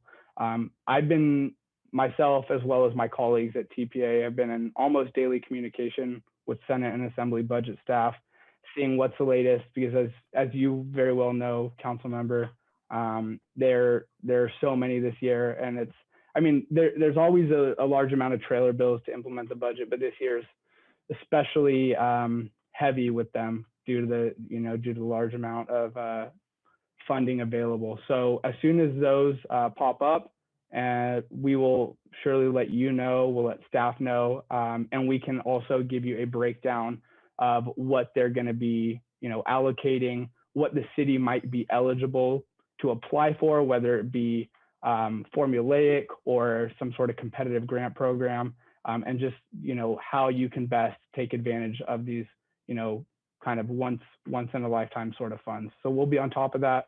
And as soon as we get that information, we will send it over to you all. Yeah, because, as you've mentioned, the window for action is going to be really narrow. So I'm glad you're up there watching things and keeping us apprised, because it's going to be a quick turnaround, whatever it is, I think. So. Yeah, absolutely. Well, thanks again, Andres, for all your support for us and great work and great report out. We look forward to the next update. Excellent. My pleasure. Thank you, everyone, for having me. All right. Thank you. Yeah, keep up the good work. Thank you. Well, it concludes our resolutions and staff reports for the evening. Are there any commission or committee updates? Councilmember Ruddock, you have your hand still up, or? Yeah, I have an idea for a future agenda item. I don't know if you're ready for that yet. But... Oh, not yet. Mr. Mayor, we have no commission updates. So I think you're ready now. Any city council reports? No. All right. Yes, Councilmember Ruddock. So, I've heard interest in the community of other ideas for murals for City Hall and other locations in the downtown area. And I understand that our wonderful Black Lives Matter mural was instituted as a temporary mural. And I know there's some interest, like from some groups, like, can we have a turn? Can we have a shot at having a mural on City Hall? So I'd like to just agendize for the next meeting, like, what is our policy relating to, murals on City Hall and choosing among proposals and how long we have them on our wall, and what's a fair process for allowing other messages temporarily to be displayed. And maybe it's about our farm worker community, or essential workers, or whatever it is. I know there's interest in there, like for people wanting to take a turn. So I just wanted to get that on the agenda and clarify for people, like what's possible and Yeah, how do we get it done, kind of a thing. that might be an interesting area for our COSIDE recovery group also to make some recommendations or give us some input on that. I wasn't aware of the temporary nature of the Black Lives Matter mural, frankly. I'm not saying it wasn't, but I just wasn't aware of that. And we, we have a fair amount of wall space in this city, not just City Hall. So it's something to think about. Yeah, I won't say any more on that. Great. Just as a reminder, I need to second that. Yes. Yes, I'll second that. Okay, I think that's it. Well, great work. Had a couple of tough items that we got through this evening, and glad we could reach some consensus. And with that, I hereby adjourn our city council meeting. Thanks, everybody, and thanks for the public who stayed on. Good night. Thank you. All right. Thank you, Night. staff.